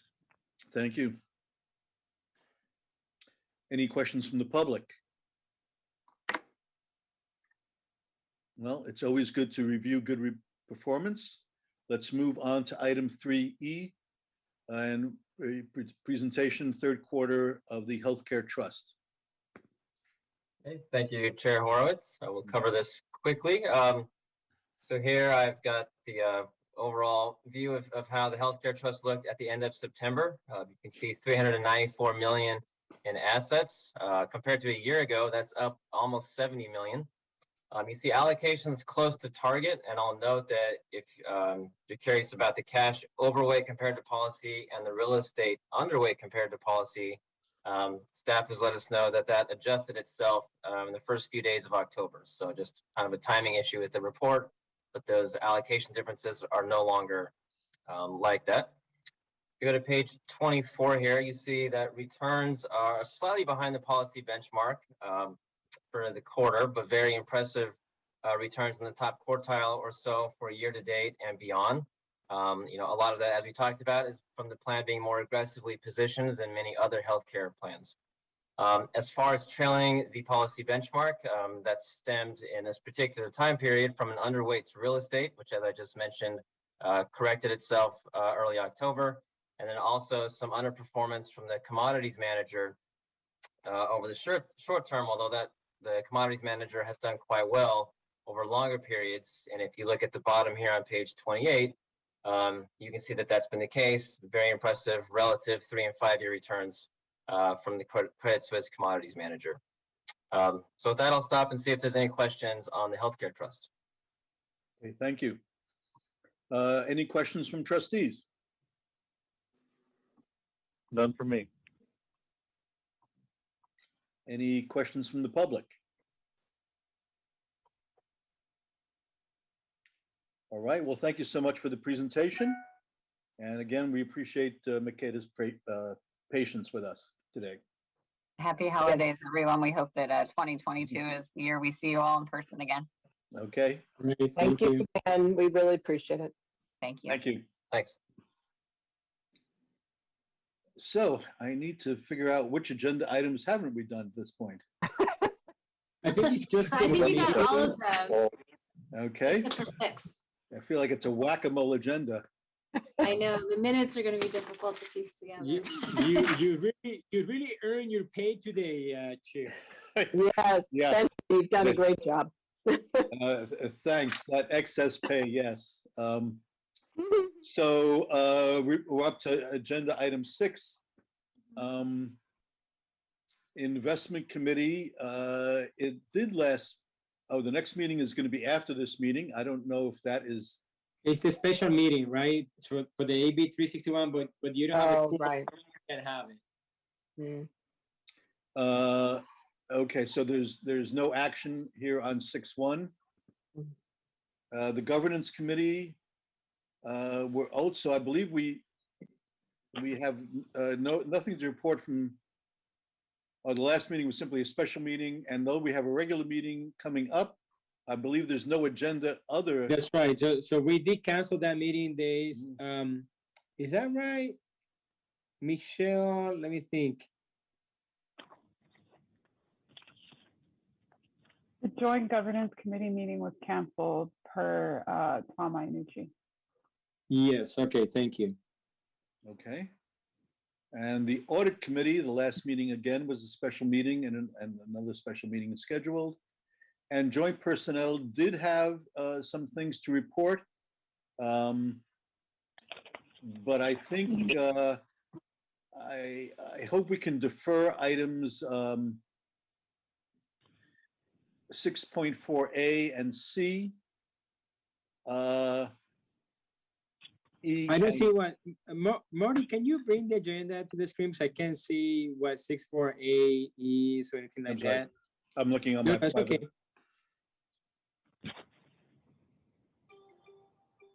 Yes, just a.